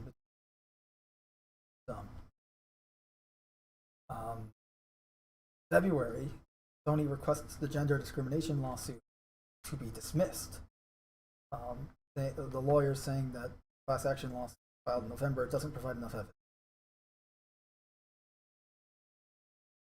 But yeah, despite the sweeping breadth of her lawsuit, the allegations in which Sony Interactive Entertainment categorically denies she fails to plead facts to support either her individual claims or the claims of the broad-based classes of women she represents.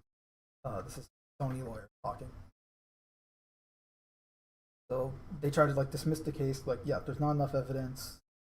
And that was in February.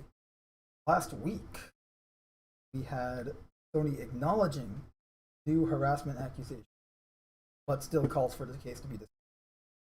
So we went from obviously just they're firing her for even saying something, suing, to now they want to dismiss the case altogether, to now they're confirming that stuff did happen.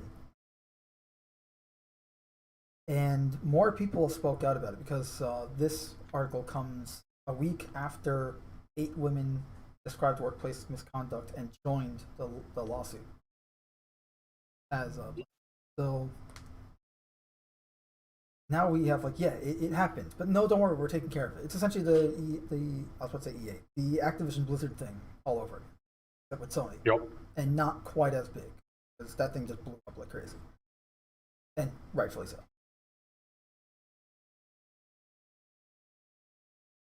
But here, Sony's acknowledged because now more women are finally speaking out about it. Now, it wasn't just this one woman; it's now multiple have come out. 8 women described workplace misconduct across multiple U.S.-based PlayStation offices. Joined a class action lawsuit filed November 24th, 2021. Sony asked in February to dismiss the lawsuit for lack of evidence, but now they're saying that. Now they're saying that SIE takes the substance of the newly submitted declaration seriously. The company's still calling for the lawsuit to be dismissed, though, with the filing further reading. Although most are by former employees who no longer work at Sony Interactive Entertainment, PlayStation either has addressed or will address the issues raised in them in due course, as Sony Interactive Entertainment values its female employees and proactive steps to ensure they have every opportunity to thrive and to be heard. Blah, blah, blah, blah. Man, I haven't seen that big of a circle jerk since I was in the army. But these new declarations say nothing about whether the operative complaint in this case contains sufficient facts to support the sweep claims the plaintiff has alleged. But regardless, the hearing is going to be taking place in April. But yeah, this essentially, it's like first they went from, we're firing your ass because I harassed you, you're talking about it, so we're firing you. Now you're suing us, but you don't have enough evidence, so we're saying no. Like, they're not saying anything happened, whatever. Now, 8 women come into play, right? They're saying, okay, we were Sony employees. Like, no, this did happen. We've all seen this kind of shit. We were Sony employees. This happened. Now they're acknowledging that it actually happened. Like, they're actually confirming, okay, this did happen, and we will address it if we haven't already. But we still want the case to be and so just off. Go away. we'll address it whenever we feel like it. So just go away. Right. It's just a whole lot. Like, and this just goes back to business as usual. Yeah, unfortunately. I mean, what? So that's Sony, Insomniac, which is now part of Sony anyways now.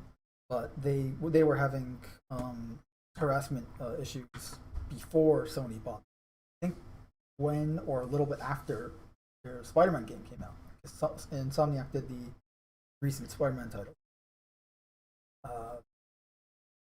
Obviously, there's Insomniac, there's Sony, there's Bungie, Riot Games, Activision Blizzard, just to list a few.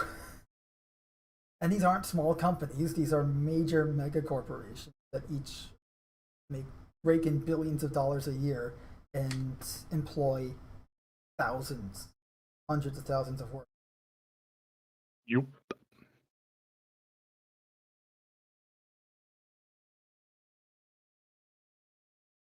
But it's okay. No, they assure you they're doing everything they've wanted to about it, which is nothing.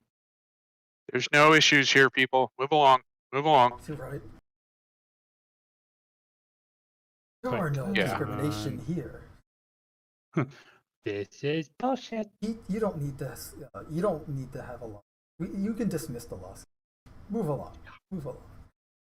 No lollygagging. I love that how, like, you know, although they're former employees, whatever, PlayStation either has addressed or will address the issues raised in them. You know, again, like confirming this stuff did happen. Like, they're not. At least they're going, hey. You know, because remember with Activision Blizzard, they first said, like, oh no, the lawsuit skewing facts, nothing has happened, it's gross, whatever. It's all fake. And then like 3 statements later, they're saying like it did happen, but it was a long time ago. Like that was 10 years ago. Blizzard. That's not today. Like, Blizzard. Yeah, like, there's no need to bring up the past. But then it did happen, and again, same thing here. Like first you're saying no, just drop the suit. You don't have enough evidence to go up against us, and now they're saying it did happen. But we're taking care of it, so drop it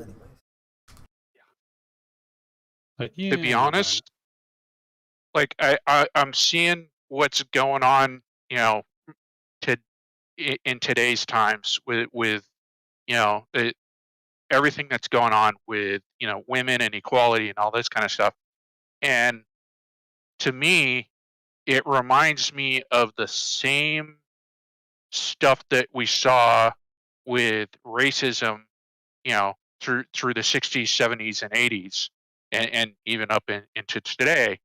But I think one of the big things that really kind of helped to stop the systemic racism that we saw in the past was when they stepped in and started making things federal. And I'm not a fan of the government getting involved in anyone's business. I'll go on record as saying that. However, I do think that it would have an impact on business if they created some kind of regulation that basically said, like, you know, if you're a company that deals that is in more than one state and somebody files a suit alleging, you know, racism or sexism, that the feds get to step in and take a look into your records, that would stop businesses from playing BS-y games like this, because then it would become very serious. Well, we're assuming though that the federal government and the federal courts would take it seriously. But assuming that, yeah, no, honestly, that Agreed. might be one solution for that. I think the problem You also know, just because you think about it, like as it is right now, big business basically looks at these lawsuits as like, oh yeah, no, that's part of our operating cost. Is Yeah. we just up the No, price on our absolutely. product, and that covers our legal bills. We can afford to have this problem. Whereas if you were to have Big Brother step in and start looking through your books, most companies would be like, no, no, no, let's make sure we're not doing that. We don't want to allow them to get access to our records. Like, and that would force the businesses to change how they're doing business.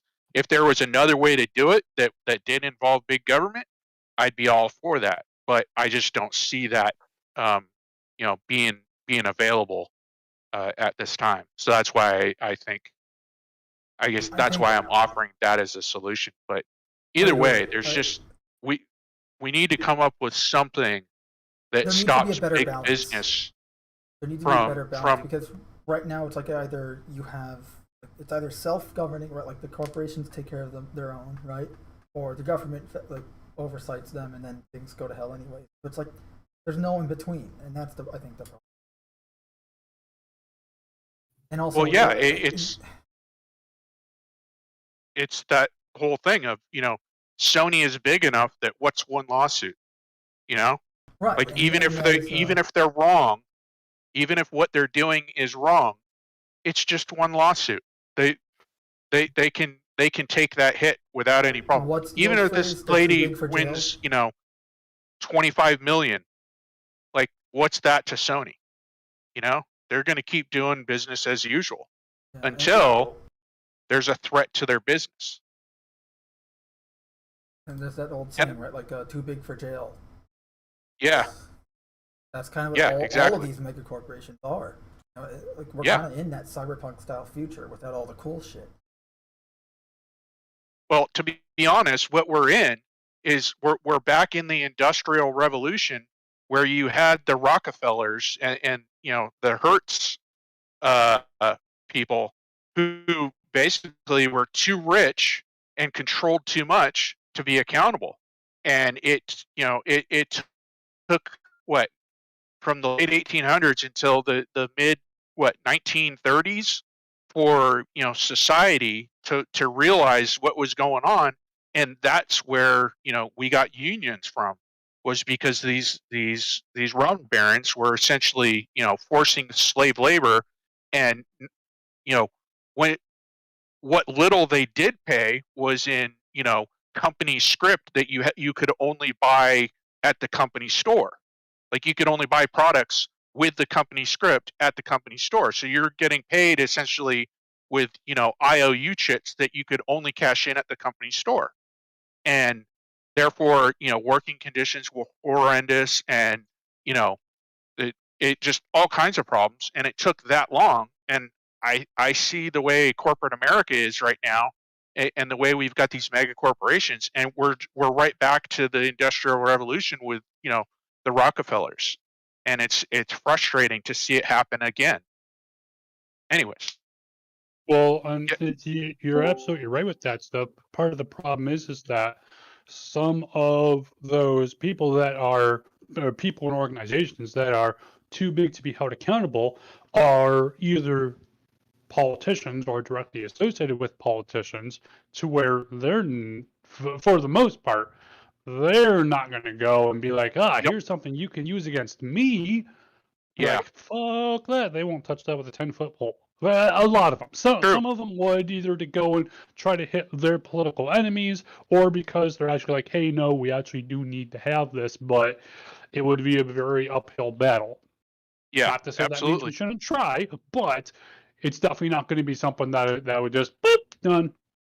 Yeah. Oh, absolutely. No, it's going to take a lot of time and a lot of effort. It's probably going to be there's going to be a few wrecked careers along on the side of the road on that path.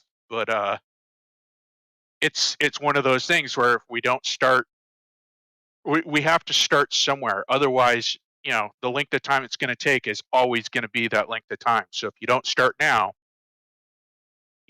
it's just going to be just as painful in the future. But that's just my 2 cents on seeing all this stuff going on.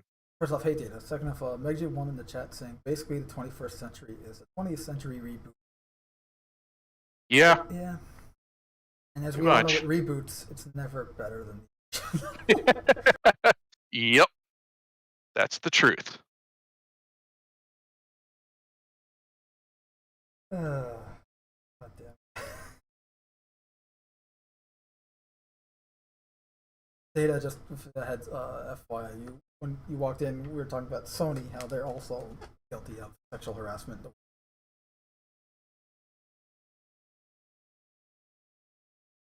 Data. You guys turned them on, right? Okay, there we go. Yeah, I'm here. Uh-oh. On switch is at the lower spine, where the lumbar is. Okay. That's my spleen. I thought the on switch was at the base of the skull. That's where the snipers aim for, right? Oh, that's the off switch. No, that's the permanent off switch. That's the self. I was using a euphemism, guys. Jeez. A U for what? Yeah. Yeah, no, it's just, unfortunately, it's more of the same, and the same is crap. Yep. Nope. I blame Canada. Onto something that isn't just more people, unfortunately, suffering. You guys hear, I think it just dropped today, but no, it didn't. Earlier, but the Witcher. The Witcher. What? They're making a new Witcher game. They have announced that they are working on a new entry in The Witcher, and it will not be on the Red Engine. What? 3? Yes. And Cyberpunk 2077. It will be on Unreal Engine 5. Which makes this technically the second major RPG to be Engine 5, because Mass Effect 5 or 4, whichever you want to look at it, is also going to be using that. I never heard that. I heard people making rumors about that, but I don't remember that ever being confirmed. Was it? That Mass Effect 5? I don't know if it was announced. Or Mass Effect 4, technically. 4, whichever, yeah. We were talking about it a few months ago, but I think. Yeah, and I thought I don't know if it's confirmed or like not. Some people were saying like it would be cool if, but I don't remember us getting ever like any official word that we're using Unreal Engine 5.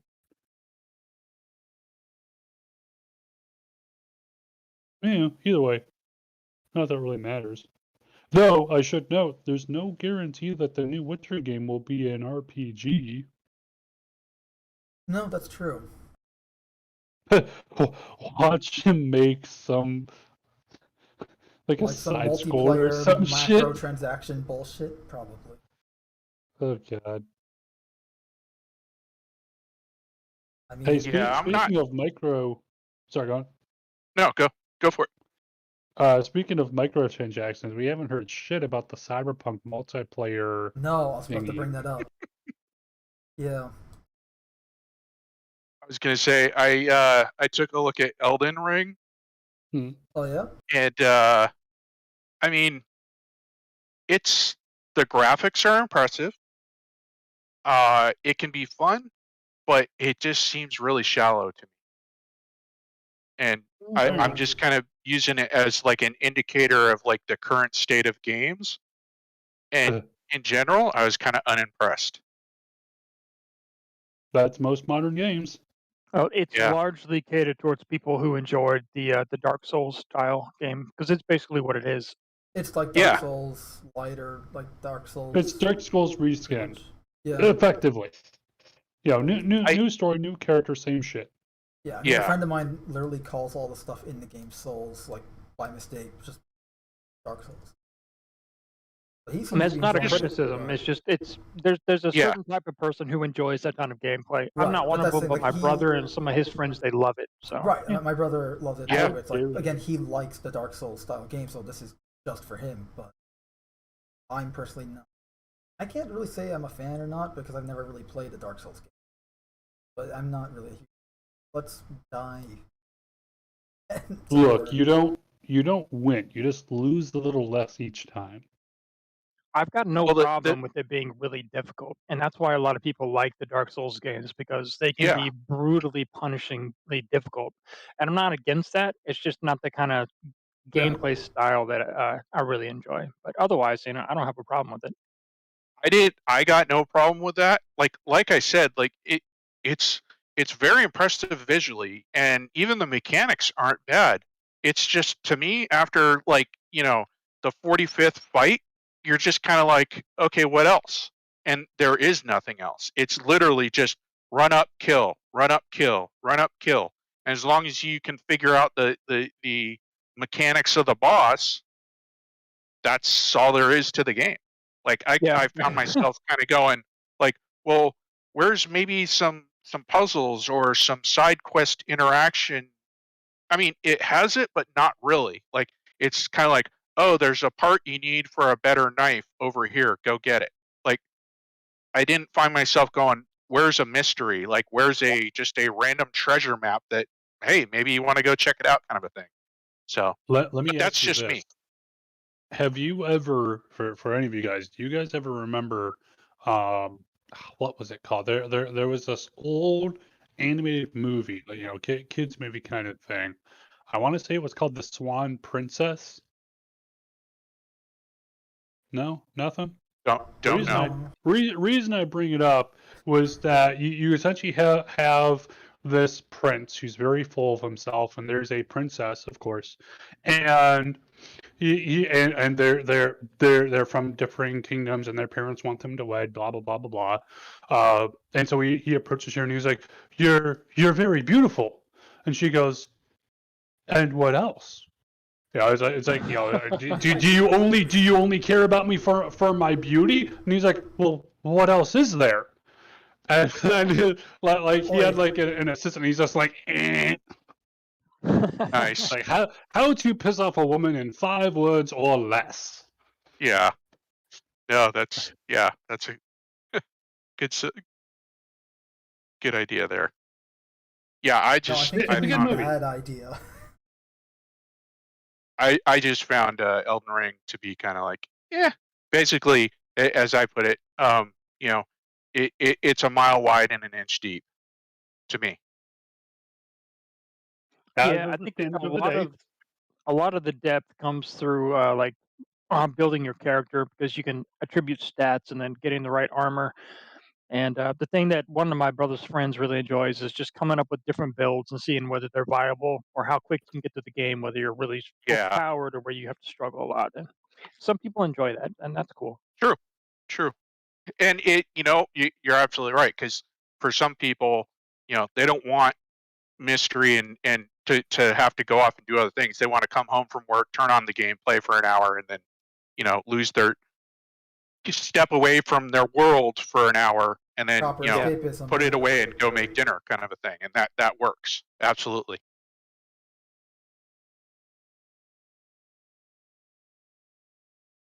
There's another game actually that one of my other brothers is playing, and it's The Cycle. Have you guys seen anything about it? No. Okay, so think the hunt kind of gameplay with maybe some a Deep Rock Galactic mixed in, where you have missions and you got to go collect things from mobs, but there's the hunt aspect where there's other people in the map, and they might be after the same objectives, and you can fight each other and kill each other, that sort of thing. Yeah, now that you're mentioning it, I just did a quick search, and I have noticed that it started popping up on my YouTube as like, hey, you need to look at this kind of thing, and I haven't, because, if you click on something in YouTube, you start getting well, YouTube with you like junk. This now. Yeah, you get spammed with it. Yeah. You've never looked at cats, but now we're going to start showing you Russian cats. You want to watch Russian cats. Anyway, it's you a mean game Russian that blues? I signed up for the closed beta, so I'll see if I get in or not. But I do enjoy playing Hunt with friends, so I think this game Could that be your way interesting. of saying, "Hey, play with me" to us? No, Dad is but, going to be like, "Hey, you want to come play?" Not telling you you're going to be the prey. I don't play it that much, but I do enjoy the style of game that it is. You guys know X4 Foundations? Seeing a lot of that pop up. I It's another played space. It's a single player space-based game. I played the crap out of X2, X3, and was it X4? Whatever came after X3. It wasn't X4, but I haven't played their most recent one.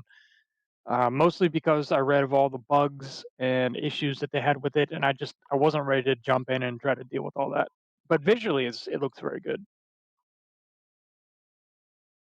Oh, speaking of which, have you guys heard anything more about God, I can't think of who it is. It's a major Starfield? studio, Starfield.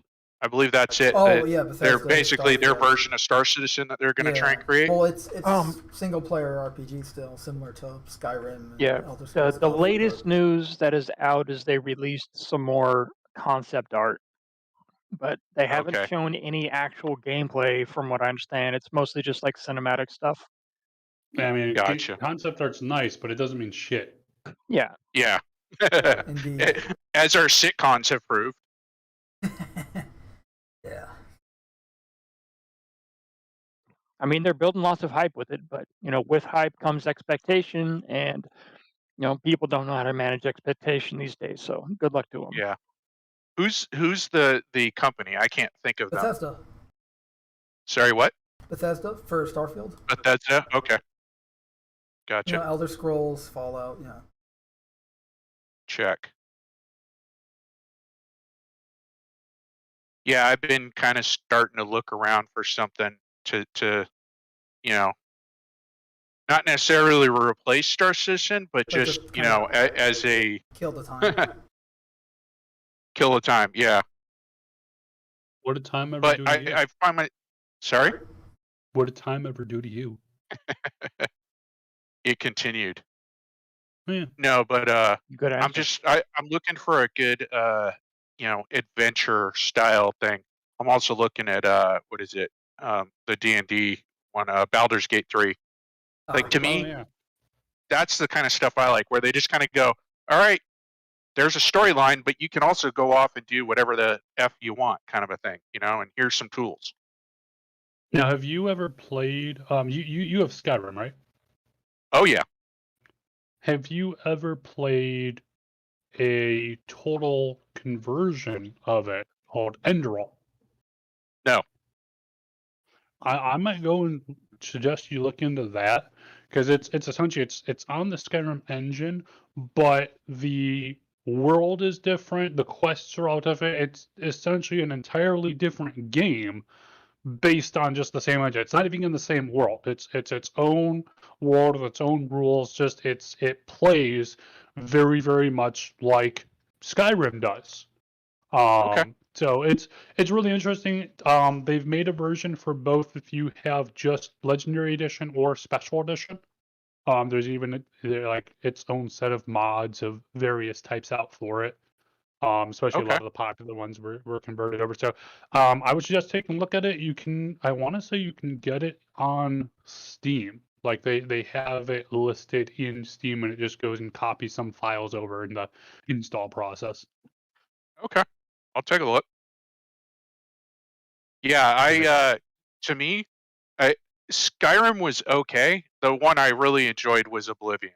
That was I agree. That was when Skyrim came out. I was kind of hoping it was just going to be Oblivion 2 set up, and it was close, but it still wasn't quite it. So to me, they oversimplified a lot of stuff. They removed a lot of it. I mean, like being able to create your own spells. Yep. That was and your own magic items. Yeah. Running around with. I remember running around with chameleon armor and like nothing but a dagger, and like just be able to basically walk up and yeah. Yes. I miss those days. Oh yeah. No, I fully agree. On good news is that for Skyblivion, which is the Oblivion remake and the Skyrim engine.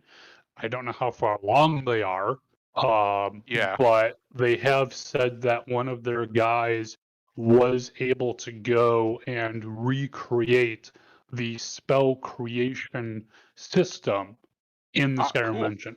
I don't think it would ever be released standalone, just because there would be a lot of engine changes and other stuff that it would rely on that I don't know they could easily rip out and make standalone. But at least for Skyblivion, that system will be there.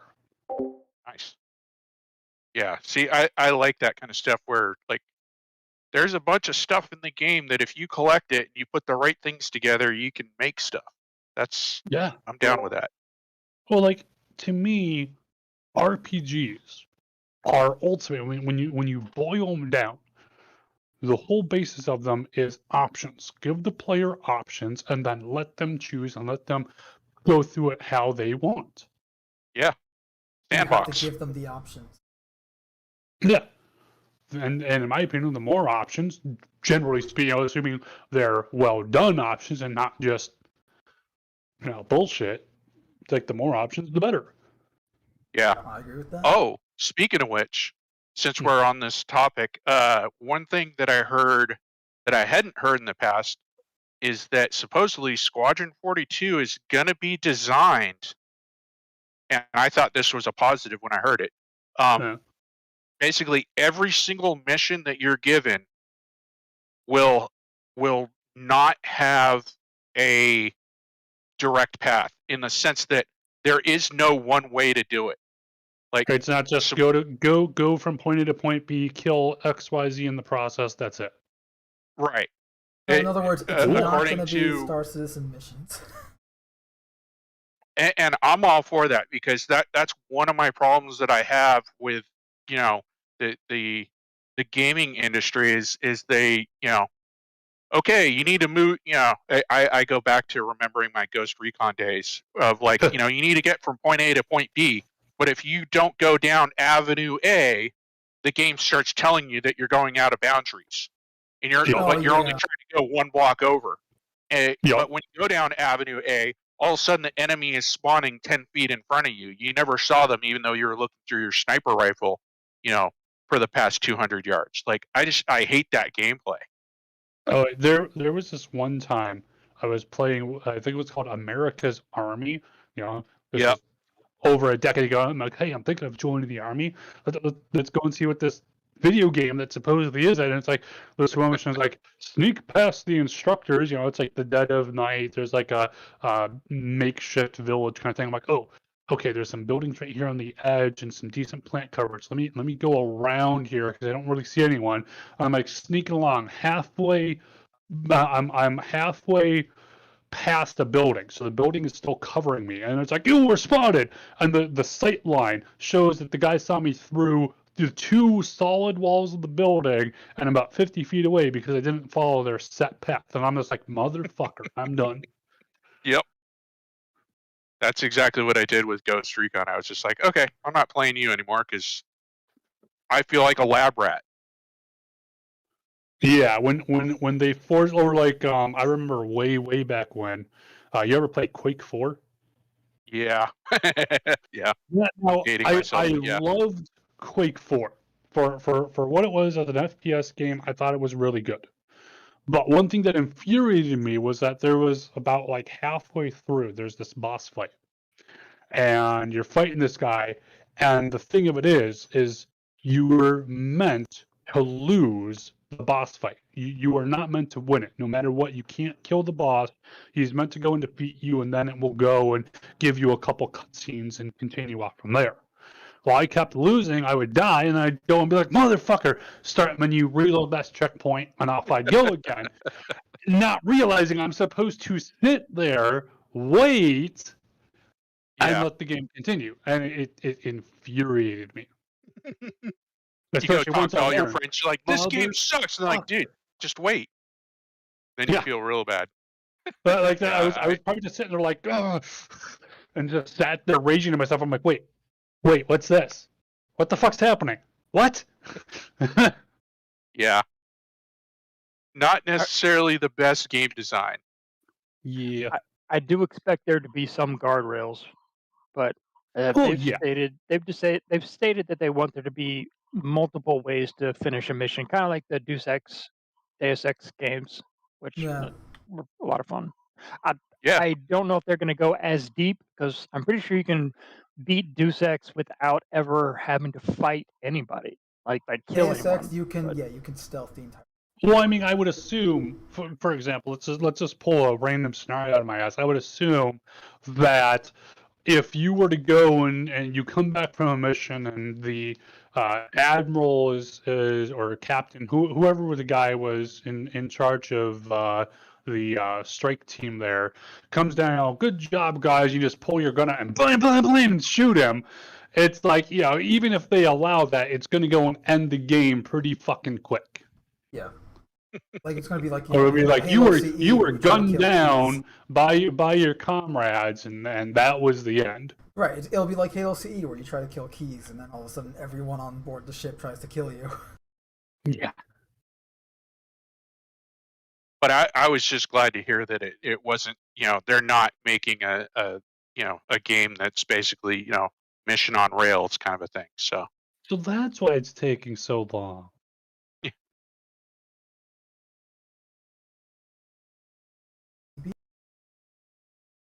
There's no maybe about it. All right. Well, I think we've killed that horse. I think we've killed many What did horses. you do to the horsey? Although I will say, while we're talking about good games, unfortunately, China, you're not getting any games. China's putting down further online gaming restrictions. Wait, that's a bad thing. It's horrible there. Essentially, if you're, you can't play. If you're a minor, you can only play, I think, 1 hour a weekend. Damn. But how do I get my Elden Ring character to level 75 then if I can't hire a Chinese miner? Well, bear in mind they said online games. I think was it online games or just games so. entirely? Well, how are they going to police people playing games in their home Online on games, yeah. their own hardware? Yeah. Exactly. I'm not saying that they're not going to try, but here's how. So I mean, they are manufacturing the chips for all the computers, exactly. So they could put that in. New restrictions from the Cyberspace Administration of China has introduced new proposals that will further restrict online services, games in the country. So the internet regulator wants to youth mode for all online services, including games, live streams, social media, whatever. It would be down to the internet providers to enforce time limits as well as caps on spending. The rules would also apply to hardware firms, smartphone makers have minor protection software installed by default in their products, or provide clear guidance for install one when buying. Draft for the new rules is currently open to publish feedback until April 13th. South China Morning Post noted that the companies such as Tencent and ByteDance already launched youth mode feature respective services. And I think one of the more recent changes was restrictions on sexuality, morality, religion. Essentially, we went on about it at the time. It was essentially any game that so much as preaches about individuality. Exactly. Can't have that. Well, I'm not for the way China's dealing with this, but I will point out that China has realized how much video games are affecting the younger generation, as in making them stupid, and they're trying to keep their society from falling apart, I think, to some degree. Yeah, I would agree with that. Look at American society right now. Like, the things that kids are doing these days, I would have never been able to get away with in my home. No. Well, number one, I wasn't allowed to have toy guns when I was a kid. I wouldn't say we have a society. A society would imply that, as we're a grouped whole, and I don't think we are. I think we're very disjointed. It's also such a pretty big disconnect split, between. I think. It's such a disconnect between kids today versus parents, because like again, you look at the type of games today, like all the free to play macro transaction bullshit. That's like, they all have the same artsy fart, ultra colorful and flashy art stuff. So like nothing. It's I guess you can say it's like bling. It's corporate consumerism. Also, corporate consumerism wins again. And also all the social media, Instagram, Twitter, where you're seeing like this little snapshot of somebody's life that's perfect, and everybody thinks that they have to live up to that standard when that's completely unrealistic. Yep. Well, the other big issue that I have with the social media stuff is how how do I put this correctly? People, I think a lot of our youth today see issues that are brought up on social media as like, this is wrong. We need to change this. And what they don't realize, what the youth are not realizing is that while the initial idea might be good, the social media platform doesn't actually care about that because it's not there. That doesn't make them money. What makes them money is yelling about it, but that's all. So that social media platform isn't there to actually fix any problems. It's just there to yell as loud as it can to get people interested, because that's what makes money. On what these social media platforms actually do. I mean, Facebook is essentially just it's a hive of scum and villainy. Facebook. Like, wouldn't that make it Tatooine? Human trafficking, drugs, you name it, you can use. Facebook does it, or at least facilitates it. I know, Cam, we talked about that story with the 13-year-old that was sexually abused on Twitter. Yep. Where there was a video of him being sexually abused circulating Twitter, and Twitter was not taking it down until Homeland Security got involved. Yeah, it was for at least several months. I want to say it might have been over a year. It was both the child involved and these parents were going, hey, this is quite literally child pornography. Take this down. It was like, we don't care. It's fine. It doesn't break our guidelines. Nope. Until, like Mano said, Homeland Security had to be involved, and they're like, oh, of course we'll take it down. We don't condone any of this stuff. We don't know how it all the usual bullshit. It's like, fuck you. Yep. Terrible shit. Anywho, on this fun note, I think I'm going to log off. Don't die. Unless you guys got anything else that's of mega importance. Yes, look, a distraction. Squirrel. Where? Daddy, you got your race coming up, right? Oh, the race happened. No, that was was it Saturday night, Sunday morning? Yeah. Oh, okay. How'd you do? Personally, I didn't do that great, but my team did win first place. Being humble, huh? I mean, he got a lot of praise on that live stream.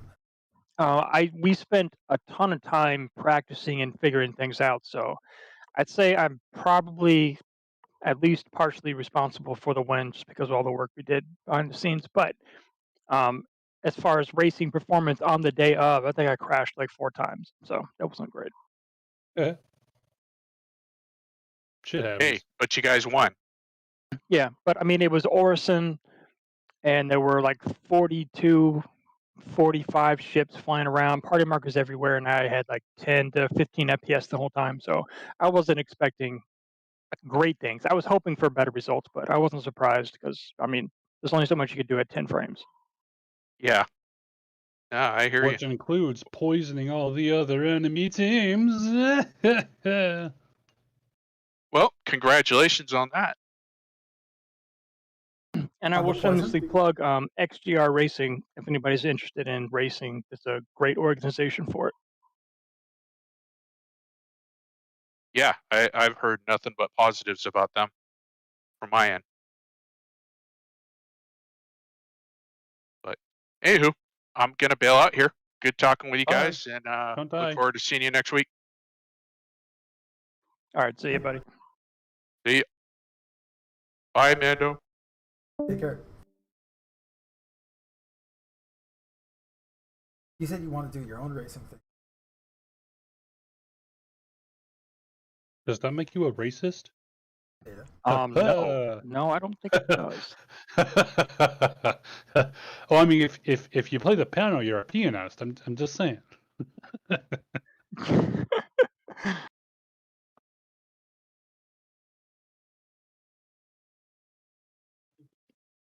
Anywho, imagine one in the chat saying society died after 2001. So I guess Y2K was real. It killed society. No, I was so young. You were never young.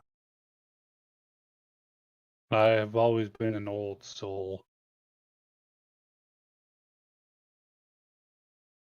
I'll say one of the consequences of everyone being able to say everything they want to online, and also being so connected, is that it's easier for bad ideas to spread, and the people who are interested in propagating those bad ideas are usually the loudest ones, Yep. and people just have a tendency to follow the people that are talking the loudest. And most of the people that are against those ideas, they don't want to get involved. They just want to live their life. So it's a silent majority.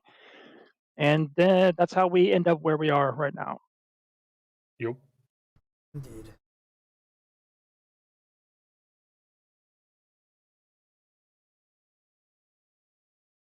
Hell on earth. I mean, eventually it will change. Either it's going to get stopped now, or it's going to get really, really bad, and then a lot of people are going to die, and then, it'll be a reset. Well, I already got that in Ukraine. Yeah.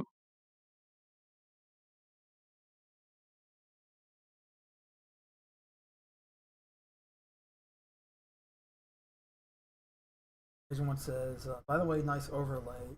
PvP gameplay on the arcade is an bonus. Take it with GIMP.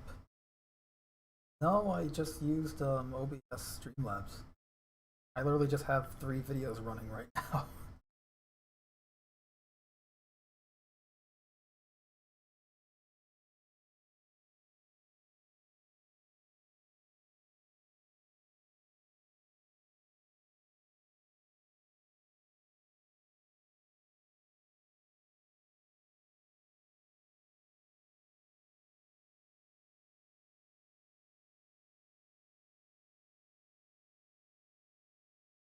Well, I guess for this week, right?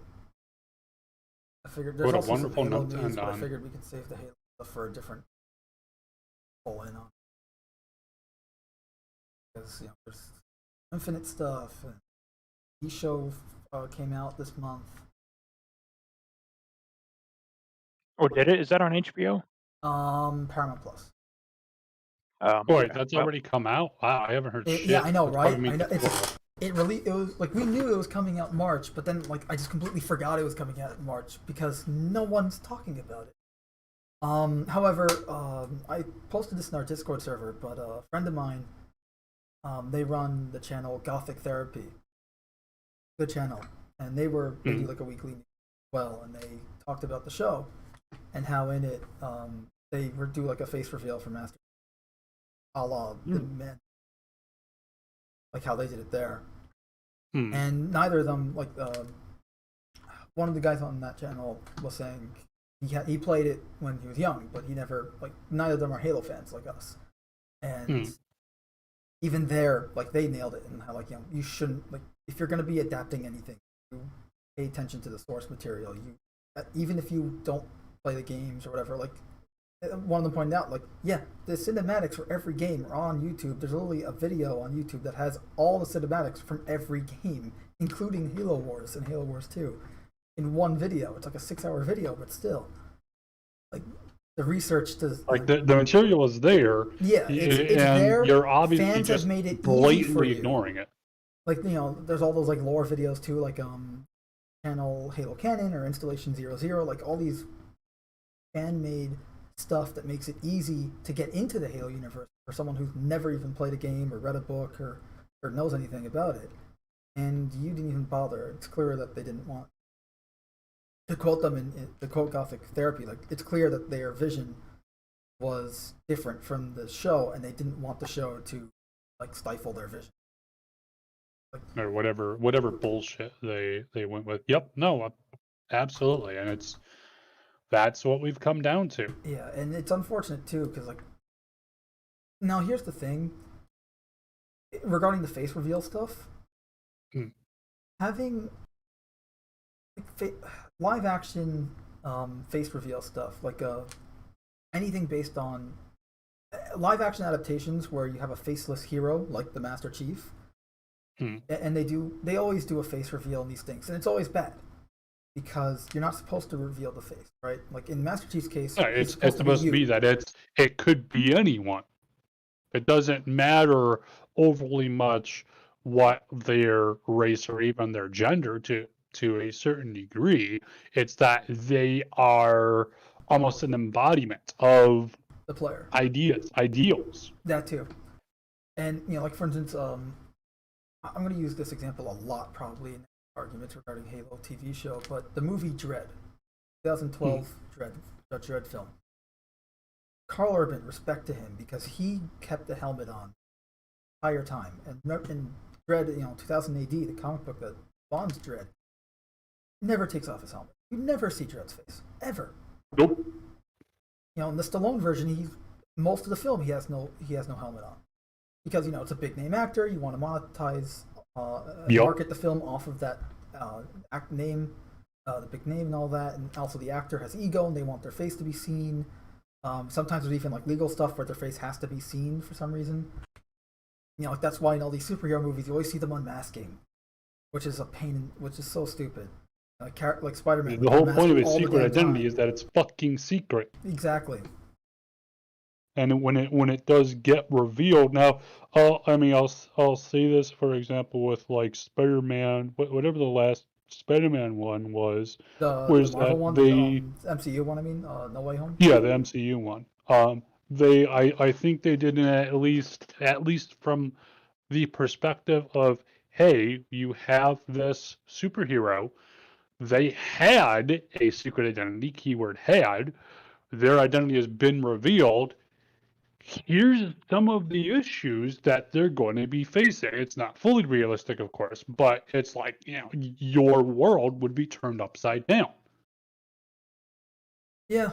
I think they approached at least that angle of it relatively well, and I think that's why, you have the whole thing of secret identities. Even fucking Superman has a secret identity. Right. It's not the best, but I always love that. It works. I have the tick issue. I don't know, because I love the tick. In it, when there's a crossover where you meet Superman. In it, he takes a pair of glasses and goes, "Who am I now?" Like just raising them over his eyes and above on his eyes. Well, like the tick is a guy in a giant, like he's a giant guy in a blue suit. Like there's no way he's having a secret identity. But he just puts on the glasses and goes, "Who am I now? Who am I now? Who am I now?" Well, what I liked was there was some fan-made comic someone had done where some B-rate villain goes and calls up Lex Luthor and goes, Luthor, I've got huge news. I figured out who Superman is. It's Clark Kent. Luthor goes, yeah, we know it's Kent. We know. And they're like, but what?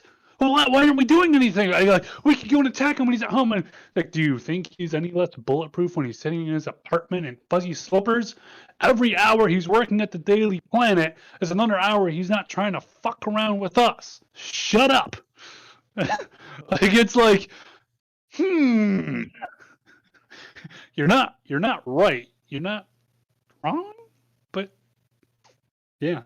Yeah, it depends on the writing and all times, but we lost data. We lost our data? Oh no! We had a systems crash earlier, and I'm still trying to find all my. Are the systems okay? Better get to the test chamber, Gordon. But yeah, it's the whole back to the discussion. The Master Chief, you don't show his face. Like, I mean, look. Well, I mean, to be Master fair Chief, though, like character-wise, to be like, fair, in the books, he does have a character. And it's always like, okay, he's pretty much like he's probably a white guy with brown hair. It's pretty much all we know. And well, like in the books, if I remember right, in the original book that essentially followed along with the Halo 1 game storyline. You did like there was one point where I remember at least, and again, this is just what I remember. Now obviously he's human. Even if he has some kind of feeding system built into the suit or some shit like that, you're still gonna probably take off the helmets at some points, just not when you're in the middle of a fucking war zone. Well, here's the thing: whenever Chief takes off his helmet, you still never see his face. Like in the the last scene of Halo. Yeah, no, in the game you never see his face. In the book, I remember there was one specific scene where he's reporting into, like, I think it was like the major or whoever was in charge of the little fire base that they made up, where they were bringing all the survivors and fortifying all that kind of shit. Once Chief goes and wrangles up the rest of the survivors, he reports in and he did take his helmet off, and the guy, and you can see the guy's thoughts laid out in the book. He's like, man, this guy's fucking pasty as shit. You know, he's barely even human anymore. You know that, all that kind of shit. But it's like, okay, but that's a appropriate time in that he is reporting to a senior officer outside, relatively speaking, of a war zone. Okay, fine. If you have a couple scenes here and there, sure. But if this is going to be a action focused kind of thing and not some fucking penny drama, you're going to be keeping your equipment on when you're in the middle of fucking action. Duh. Again, it's all it's all bullshit. We covered the trailers when they came out. We gave our thoughts prior to the series coming out. I still haven't watched it, although I did. Last night I was on Amazon because I was watching RoboCop on it, and what was it? I saw that obviously Amazon has TNG, but when I went to try and watch, it said watch with Paramount Plus. I'm like, oh, maybe I can watch the series from here because I don't have Paramount Plus. I figure, okay, maybe I can watch it through Amazon, and they don't have the episode. They had the trailers, but the show does have an Amazon, so maybe they might put the.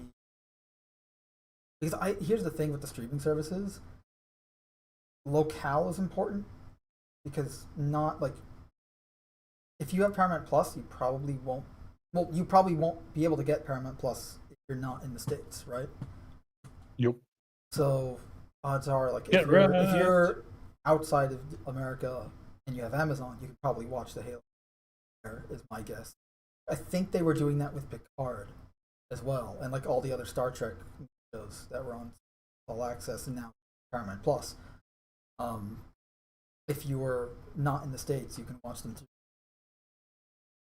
So maybe they're doing that, but just to me, it feels like everything we predicted about this show for years is accurate. Again, it's not canon. It's politically correct nonsense. With, trying to push an agenda with freaking the girl main character as opposed to the main character of the entire franchise. And to be fair, as long as they wrote it well, like I wouldn't care who the main character is as long as you write it well. The problem is no one wants to write their shit well. They want to shit something out, collect the fucking money, and run, and then do it over and over and over again. And it's looking like this is going to be the same. Well, and that's the thing too, is this was clearly not being. This is something that I actually had told. I reached out to Gothic Therapy about this because I told they're a friend, and I wanted to tell them, like, hey, look, this show isn't made for Halo. We all know, like, Halo community wise, though I haven't done anything.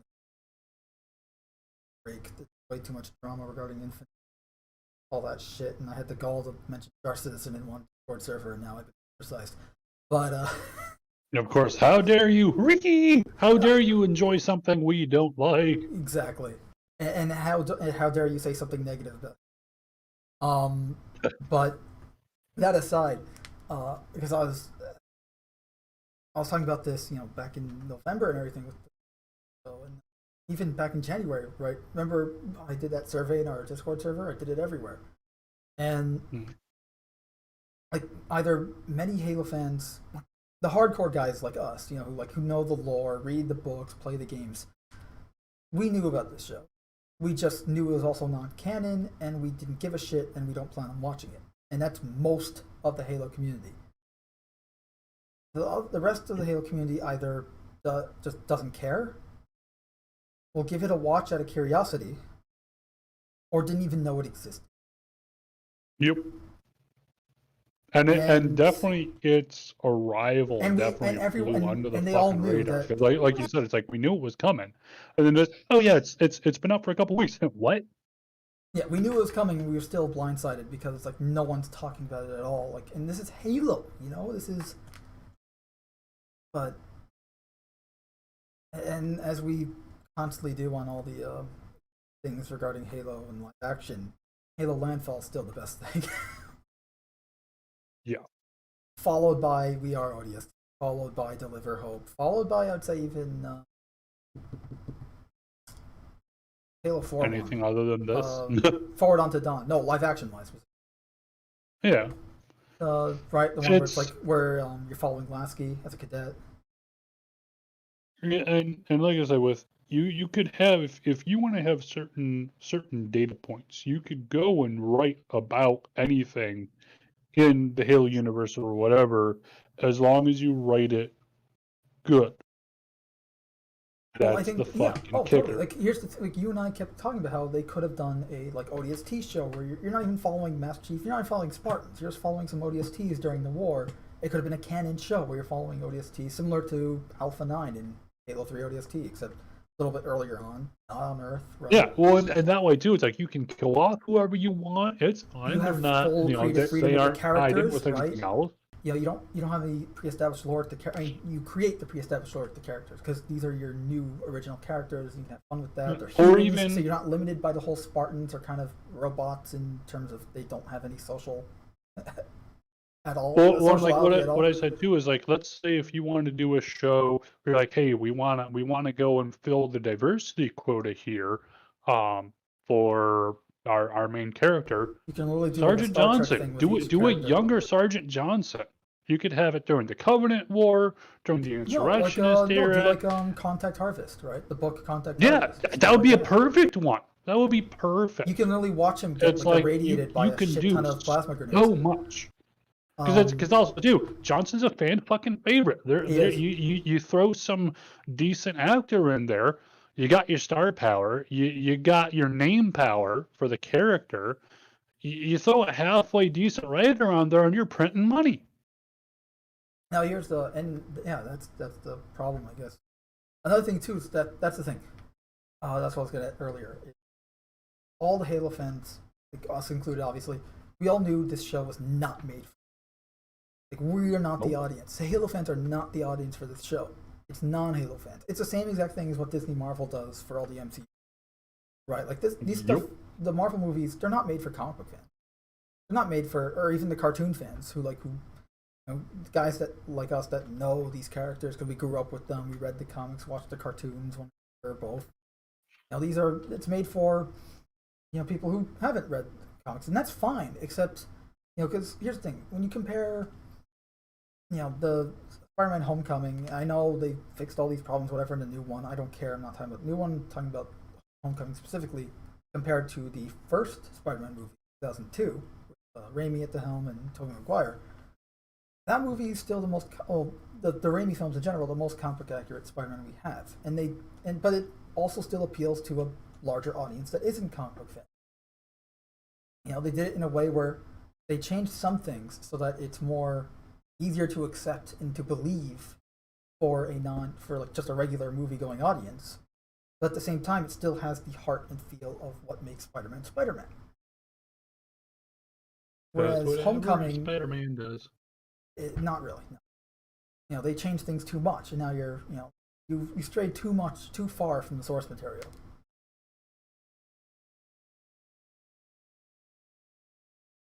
And that's what they're doing here. Like, when you stray too far from the source material, you're gonna get a mess.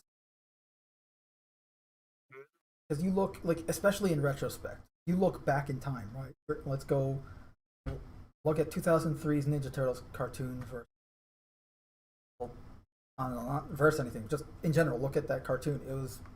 It stayed to the source material, but changed things a little bit to work as a cartoon, and it's amazing. People still love it today. I rewatched it and it holds up. It's not like, oh, this moment's kiddie, or like, no, it's still good. In fact, I'm kind of surprised at how, the amount of dark things you're able to get away with that I just didn't notice as a kid. Oh yeah, honestly, it's the great. 90s was it's like you grew up with it. It just made it normal. But it's like, wow, I loved it. Like, the first time they defeat Shredder, you know how they defeat him? They fucking decapitate him. That's awesome. You didn't need that head, right? Yeah, right. Well, evidently not, because he just got up like a freaking Terminator, grabbed his head and walked away. Wasn't that one a machine or some bullshit? Yeah, it's he's a Utron, essentially a power suit. It's kind of funny because it's like the reverse, like it's almost like the reverse kaiju movie trope, right? Where like, a guy in giant mech fights giant lizards. Here it's the opposite. The good guys are the giant lizards, and the bad guy is a little creature in a mech. But even though that was a change from the comics, because in the comics Shredder's is a regular guy, but they did it really well. Yet here, I don't know, just you're changing, especially with the whole lore thing where it's like, okay, now this girl's going to be raised by the Covenant that is hell-bent on destroying all of humanity because we are essentially, too long don't read, we're all heretics and have to die. Well, originally, the prophets learned that humans were forerunners. So, like, oh crap, these are our gods? If the rest of the Covenant... That's a challenge to our power, we can't have exactly. that. If they find out, we're screwed and lose our power. So we're going to say that they're abominations to our gods, and dissidents, and we have to kill them all. That way we can keep our power. I don't know what 343 changed it to, but that was the original. It was some bullshit. Because Forerunners and humans were one and the same, or 343 decided to change that. Halo 4. Well, I guess technically the books that no one... Well, I don't want to say no one read. People read it. Some enjoy it. I haven't read them. Don't like that they... all the setup from the first 3 Halo games of humans and Forerunners being one of them.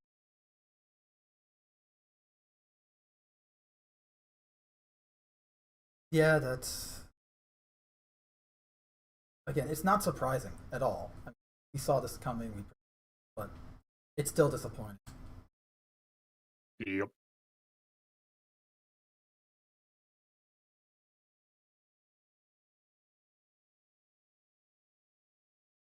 This Halo TV show, it could have been a show about ODSTs. It could have been something great, right? It could have been like Halo Landfall, but in a televised, episodic, with an overarching plot nature, with actual characters. Because Halo Landfall's great, but there's no named characters that you actually feel. You know what I mean? It shows where their priorities are. Oh, I mean, obviously it was a cash grab. Like, that's why when I made that, remember the joke I made in our Discord server with we got knockoff Blue Team, aka B Team, and I gave each of the Spartans a nickname. Got knockoff Red, knockoff Linda, knockoff Kelly, and one franchise face 117. Like, that's not John 1. That's not Master. And you had that horrible Cortana trailer. I mean, she didn't look bad, but at the same time, it's definitely look like Cortana is what I'm getting. As with everything, it's definitely a far cry from the original source material. I mean, at the very least, blue tint. Yeah, it wasn't even blue. That's the problem. Let alone the fact purple, that whatever. It barely resembled a hologram too. It's so sad. Just as an artist and just from a visual perspective, because we all love sci-fi films, and you look at films from the original Star Wars, 1977.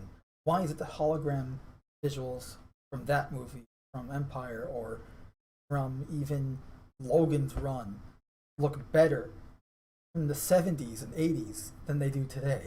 I mean, the obvious answer is laziness and yeah, it's that back then they were trying to push what they could do. They were trying to be on the cutting edge and trying to use what they had as best as possible, because a lot of the stuff was unproven tech at the time. And they're going, hey, we want to try to make it big.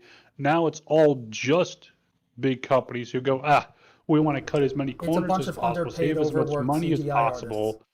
It's the same reason with games, how before you, like, for instance, with the original Splinter Cell game, the original, you could, in one of the levels, you could find a fish tank.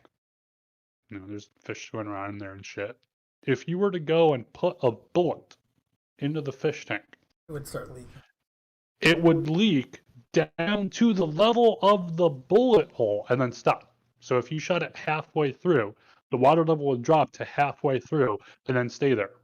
Now, obviously, they aren't actually going and calculating fluid mass and all that kind of bullshit. It's going to be something much simpler and much less resource intensive. But it's an animation that plays when a specific sequence of initiates.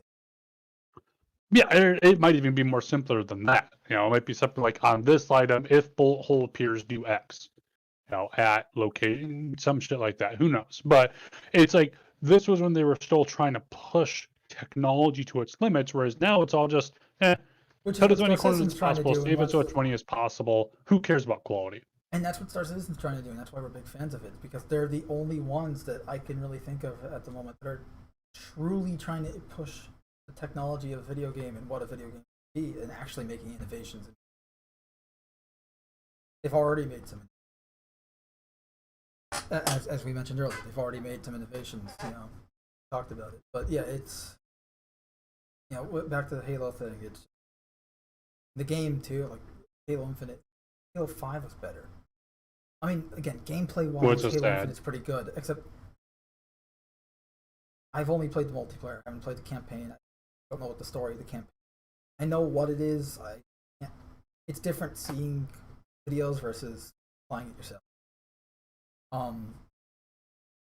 But the campaign, the gameplay, right? The overall Halo gameplay, it is better than, like, it's more Halo, but it's for a Halo, it is very floaty. Like, I know a lot of people always say Halo is really floaty compared to most FPS, and that's true, because, you know, you can jump higher and stuff like that. You know, you're supposed to be a super soldier, but this was like really floaty. I mean, like, sometimes I don't know, it felt like, now this could be the online nature and desync, which is a huge issue right now, especially. But I don't know, just something felt off. It was good, but something felt off. Yeah. And that's just the gameplay. Like, obviously, you have all the issues like the lack of progression system, innovation bullshit, problems that we've predicted and apparently were correct on 100%, 117% rather. Honestly, it's worse than our predictions. Unfortunately. Again, not surprising. Just disappointing. Nope. And realistically, I don't see it getting any better until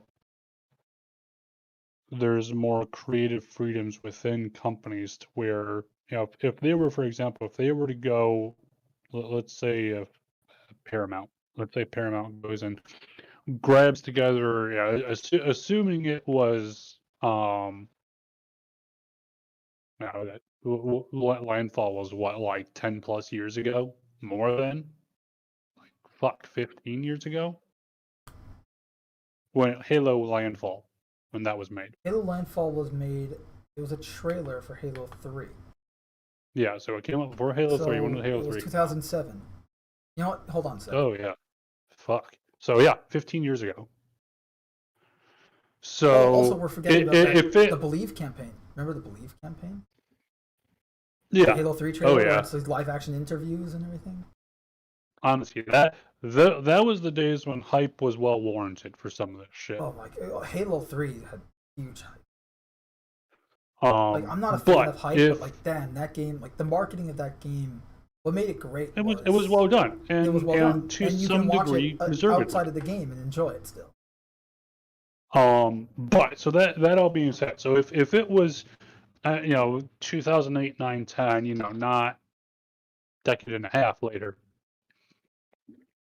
if Paramount were to be like, hey, Halo Landfall team, whatever team went and made that, That was Neil Blomkamp, actually. We want to go and hire you guys wholesale. We want to give you a bag of fucking cash, and we just want you to go and develop a Halo TV series, a Halo movie. Well, if you need additional resources, we can go and talk about, we'll haggle out the details here. But we saw you did quality. We want to hire you for that quality. Go to work. If that kind of shit was being done, you'd see a lot more quality stuff. But the thing is, companies go, we don't want quality.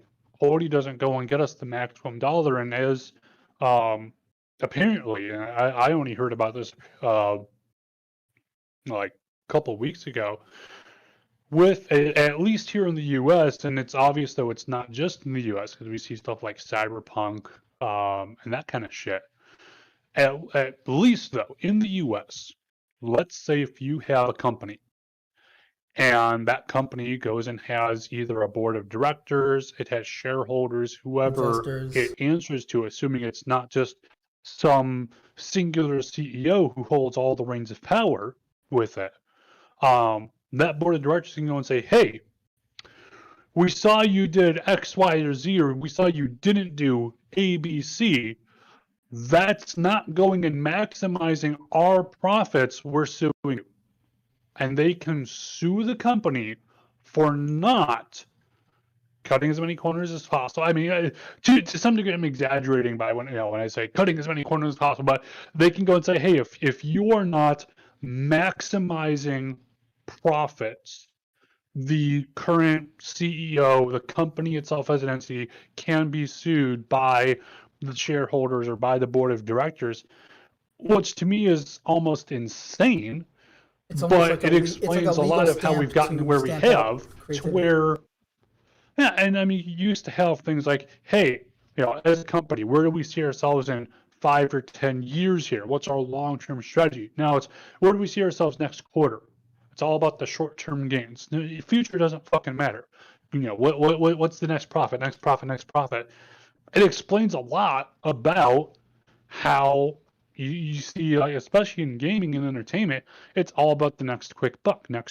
Because if you don't, hey, guess what? You're being sued by the fucking assholes who are supposed to be going and helping you.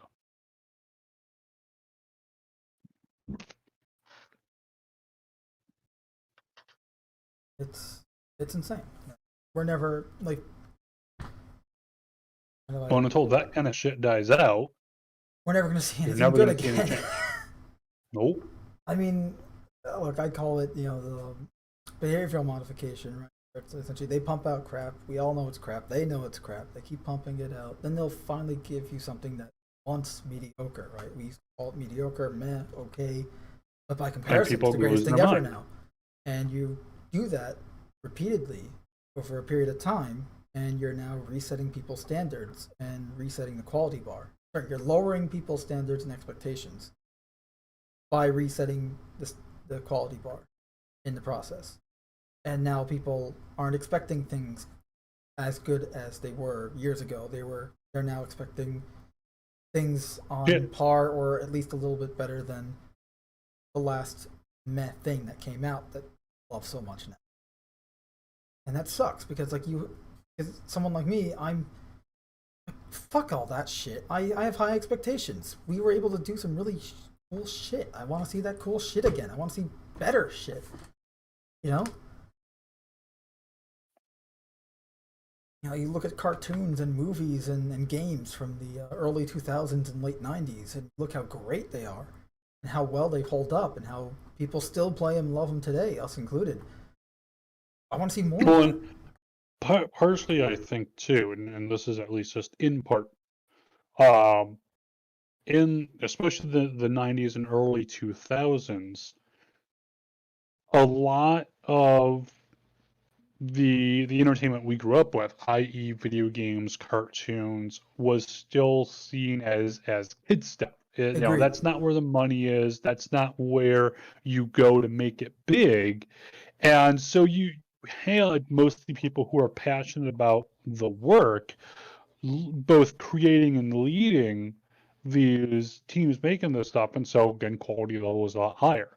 Now that once you had people saying, "Oh, there's money in this," or you can make a name out of this. Oh well, hey, we got to get in there and squeeze it for everything it's worth. Quality level drops because it's a fucking cow that you've drained dry. Yeah, no, you're absolutely right. That's the problem.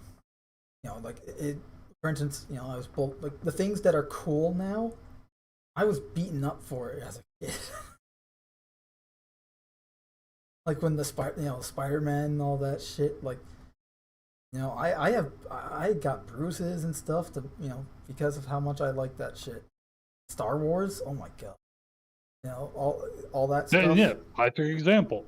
The last two movies were utter fucking that is garbage. a prime example. But my point was like, being a nerd was, a invitation for being bullied. Now being a nerd, now cool. everyone's a nerd. And as a red letter media, obviously we all know, Mr. Plinkin and all that stuff, right?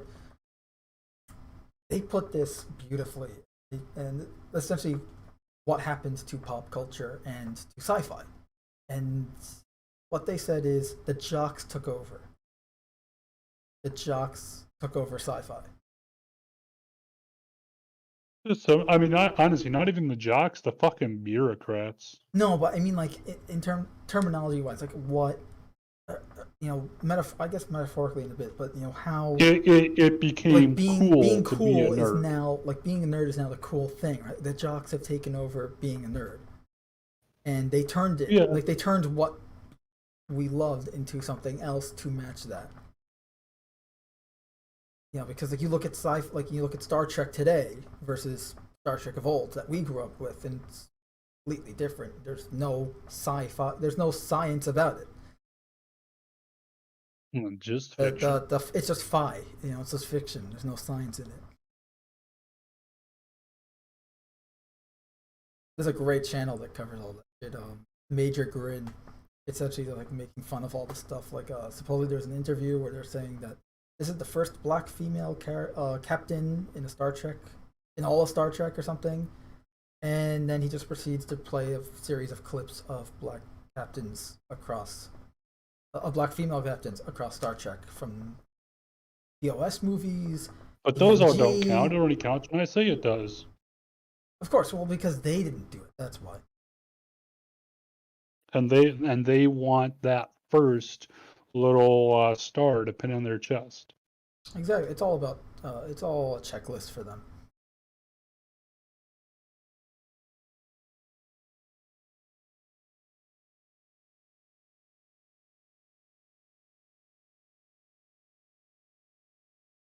You know what I watched Saturday night? Or rewatched, rather?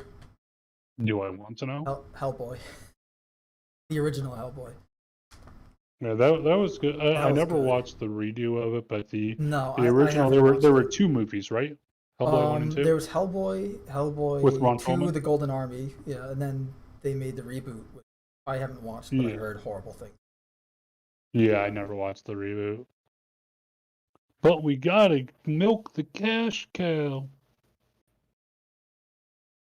And that was we talked about this once, where the actor of that played David Harbour, who played Hellboy in the reboot, was attacking fans for not enjoying and having seen it. Yeah, how dare you? Because of how bad it did. Yeah. Meanwhile, man, the original, it had everything.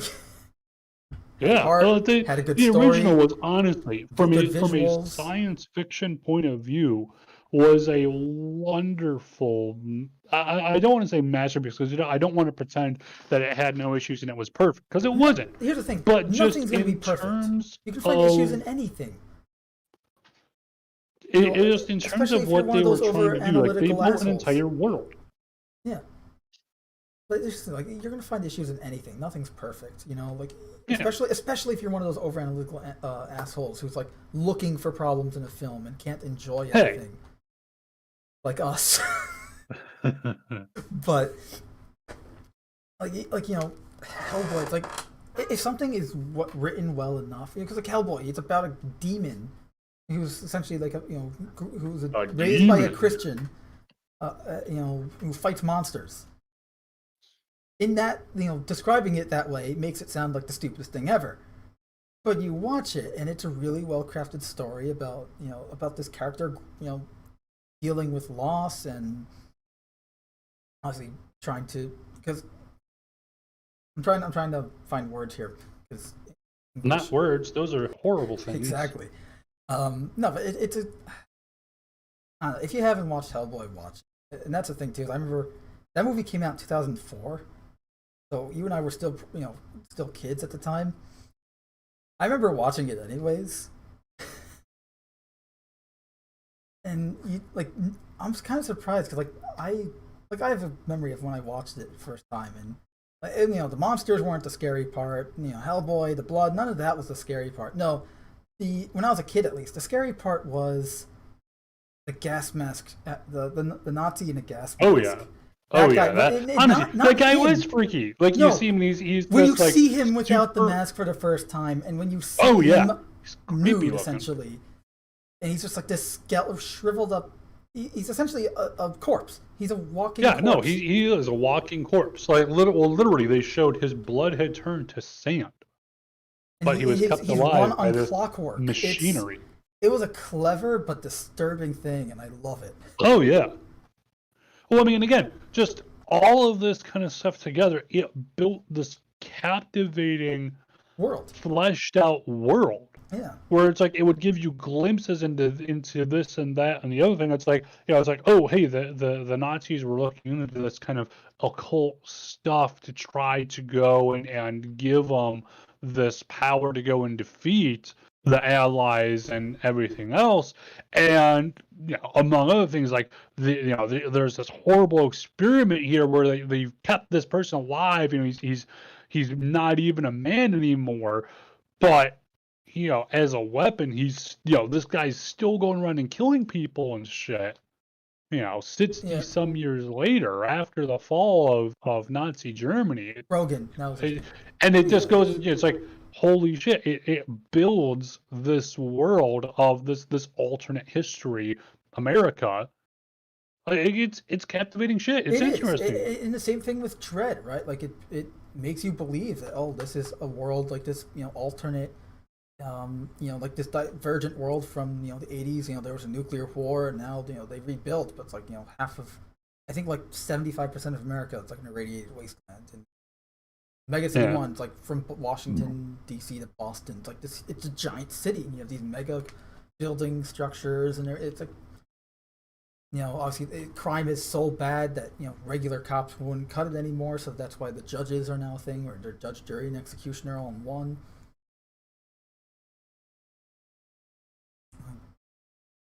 It builds out the world, and like I said, you don't really see that anymore. Like you only really see this stuff as, oh hey, here's a reboot, and in this reboot, here's some callbacks to the original shit. They'll reference the original because nostalgia. Because remember this.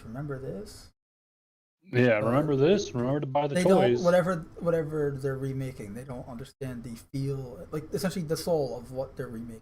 Right? Like they're not. Oh, the thing, honestly, it's not even they don't understand. They don't care. They don't want to understand. It's that you might have some people who are. It's like just like all the people with every single project out there that's working on a already established franchise. Oh, we want to go and keep the spirit of it and blah blah blah and buy our stuff, and here's all the right words to convince you we're not just going to go and make a flesh puppet out of this franchise's core. Here's one that everyone will like immediately be able to go, oh yeah. Mm-hmm. How many times have you seen an actor in an interview who's playing a superhero, and they'll talk about how they read the comics of the superhero they are playing? How many times? Because I call bullshit on that. The only time I'm actually willing to believe it is an interview for and this isn't a comic book, it's a book, but Reacher, the show Reacher that just came. I've never read the books. I will say this though. I will say this. It wouldn't really matter overly much if the actor playing No, but my point is that it's it. that same. They're trying to say the right words to get fans on board. Oh yeah. It's all PR bullshit. Is my point. Whereas with the Reacher interview, it's like, because I watched Reacher and then I saw some of these interview stuff, and the writer of the book was involved, which helped the show tremendously. Clearly.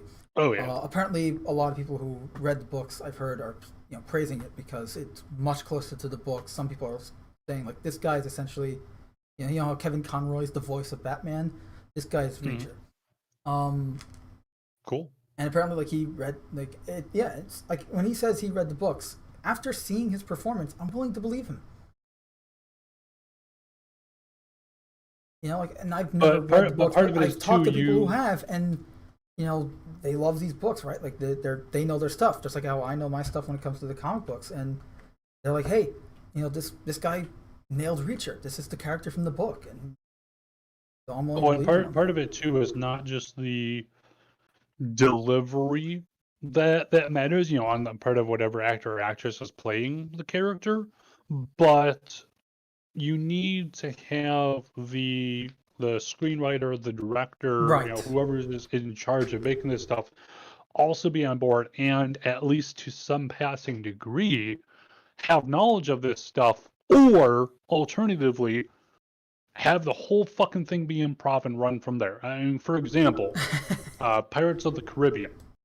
Yeah, as more and more info of like at least the original shooting of it comes out, it seems more and more like they just threw a bunch of people in period outfits and just told them, go pretend you're pirates or something. Yeah. And just recorded them. They were like, yeah, we've got a couple scenes fleshed out, and beyond that, let's see what fucking happens here. When you have a charismatic guy like Johnny Depp, apparently you can get away with that shit, right? I mean, hell, Iron Man 1. You're not wrong. With the first Iron Man and movie, it worked. It worked for him. It did. No, it totally did. And when you have the first Iron Man movie, apparently was mostly improv too. Yeah, no, exactly. It's, you would just have the Robert Downey Jr. just go off, and everyone kind of be like, oh, I guess we're doing this. All right. And it worked because you had Robert Downey Jr. just going off against Jeff Bridges. Jeff freaking Bridges, the dude. Yes. And honestly, both of them played their roles stupendously well. Well, I mean, it literally that was the movie that rebuilt Marvel as a cinematic entity. It did. No, it was the movie that I want to say it was the movie that revived superhero film, because you had superhero films before that. No, it did. You had X-Men, you had Spider-Man, then Spider-Man, X-Men, and they were all Spider-Man just sequels. But towards 2006, both of them, right, or 2007 for Spider-Man, the third entries were not great. And you had, The Dark Knight was 2008 as well, but Batman Begins in 2005. Batman Begins, if I remember correctly, people, it was a big thing, but kind of slipped under the radar. Kind of, to a certain degree, yeah. It was like, oh, yeah, there's this new Batman movie, but... Like it wasn't like it was the Dark Knight. Batman, really, that's that like superhero guy, right? Whatever. It was more like another Batman film, like, because remember before that you had the Tim Burton Batman films in the '89 and then '92, I think. Right? Batman Returns was in 90 or 91, 92. Then you had Batman Forever. Then you had Batman and Robin. So it's like you had a crap ton of Batman films before leading up to that. Like there wasn't a long time between Batman films. Then you had, Batman Begins, but it wasn't until The Dark Knight that went, Batman, like Dark Knight, where everything blew up. Which again was 2008. And also too, with how Batman Begins and the Christian Bale Batman movies were done, it was because up until now, it's like every time you had superheroes appearing, especially the ones that were doing more flashy, more unrealistic stuff, which is of course most of them, it was always either cinematic, cartoon, or it was stuff that was very blatantly, almost goofily CGI. Like they intentionally made it almost campy with it, which you kind of had to with the tech of the time. But this was the first time we had a serious yeah. look, and it was gritty, but they had it in moderation, and yes, that was because what there really were saved fun it. moments, Versus there are everything that's jokes, come after, they're just like gritty, more gritty, no, more that's gritty. yeah, that was the problem. After the Dark Knight took off, everyone started to do the super dark shit. We talked about this a few weeks ago, and it was like, oh man, stop. And it's like, guys, they, like, you missed the stop. It was like 5 miles back. You need to turn around here. No, that was like the trend, right? Like when Bourne movies came out, everyone was starting to do the shaky cam action bullshit. Oh yeah. And It's doing the same shit with the game companies who are like, oh shit, Battle Royale's the hot thing. It's all Battle Royale. We got to do a Battle Royale. This is not a Battle Royale game. Don't care. Battle Royale. Put it in there. Yeah, it's trends and fads. Market research says this is popular. Do this. Unfortunately, and the core of the whole point of our rambling here, if there is any, is that there's no more passion in creation. Like there's no creativity, there's no passion, there's no moral or ethics either. But there's no creativity or passion or really any intelligence behind anything anymore. Nope. If there is intelligence behind it, it's usually for evil, nefarious purposes, like how to monetize a video game. I mean, not even necessarily evil purposes, just with intents to go and at least mislead the community behind it. Unfortunately, that's best case. Yeah, still. You can't say that causing people to go into addictions and stuff like that is not evil. With the whole loot box and everything like that, the macro transactions.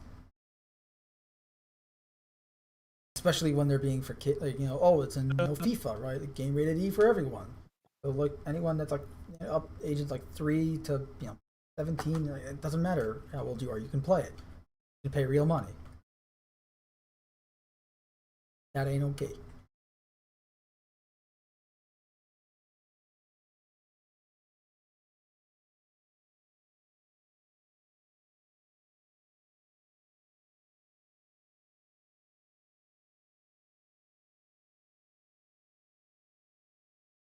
It's funny though, on the topic of groundbreaking stuff. Obviously in the 70s, Marvel was like leading the charge with groundbreaking storytelling in regards to like comic book content. The Spider-Man 1972 3 with the famous Death of Gwen Stacy. Stan Lee was like, screw you, Comic Code Authority, I'm going to do a story about drugs and what's bad with Harry Osborn. And he did, and it was essentially comic books covering and sensitive subjects in a way that's still entertaining in the form of escapism, but also informative. Right? Like there's a lesson behind it. After school special. But in the in the mid 2000s, Marvel's essentially Weekend at Bernie's corpse already. They died after the freaking bankruptcy, and Weekend at Bernie's ever since. But Invincible Comics were covering the sensitive topics and kind of leading that charge there. And it was kind of interesting how they took over, and they would bash on the big two, Marvel and DC, at the same time. They got really formulaic at that point. Because again, they were getting big and popular. I mean, they were always popular, but now it's like it was cool. Like, I don't know. Yeah. We missed some chat. Megawan saying, I never saw that skit of Lex knowing Clark is Superman. Where can I find it? And he also says Captain Rachel Garrett is the first female captain of a Starship Enterprise. That's right, the captain of the Enterprise C. But this, if I recall, the video was about a specifically black female captain, which apparently there was one during one of the TOS movies. I haven't watched all the TOS. But I know there was a bunch in TNG. Hell, wasn't Jordy's mom a starship captain? Mm. Like that one episode where he's like neurally linked to a probe and they find like a destroyed ship or something. Anyway, it's 10:08. Yeah, I think we're done here. Probably call it. It. Call it it. My cousin it? Do it. Cousin, it's your cousin. Why don't you take me bowling? On the day of my daughter's wedding. No, but yeah, I think we're gonna call it here. Hope you guys enjoyed. I see Victor was in the chat, Captain Trek, Mega J1. Thanks for showing up, guys. Most active chat we've had in 3 months. But jokes aside, yeah, I guess. Do we want to do an episode Wednesday, Thursday, or do we want to do one Sunday? I won't be able to do one Thursday. So we can go full in. You think Sunday will be better? Thursday doesn't work for me. Sunday. I don't know if I'd be able to do Sunday either. What about Wednesday? Yeah. Either that, or we can just like cover some Star Citizen and then just focus all the non-Star Citizen stuff on it. Hell, maybe we can even try and watch live stream in a way that doesn't get the stream taken and make fun of. Too late. You know, do Mystery Science Theater style. Yeah, not sure. Yeah, we'll figure it out. We got time. We got a week. But yeah, Major One says, I enjoyed, guys. Thanks for the fun. Thanks for tuning in. Thanks for the compliment. Wait, they tune in? My God.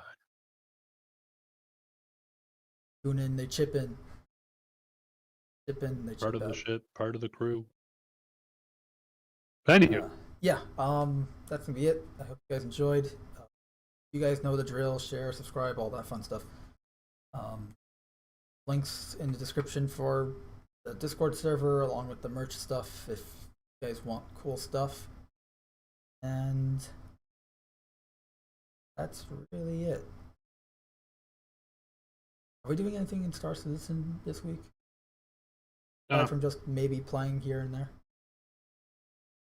Not that I'm aware of. Well, if anyone's in the Discord server, we're probably just going to be playing here.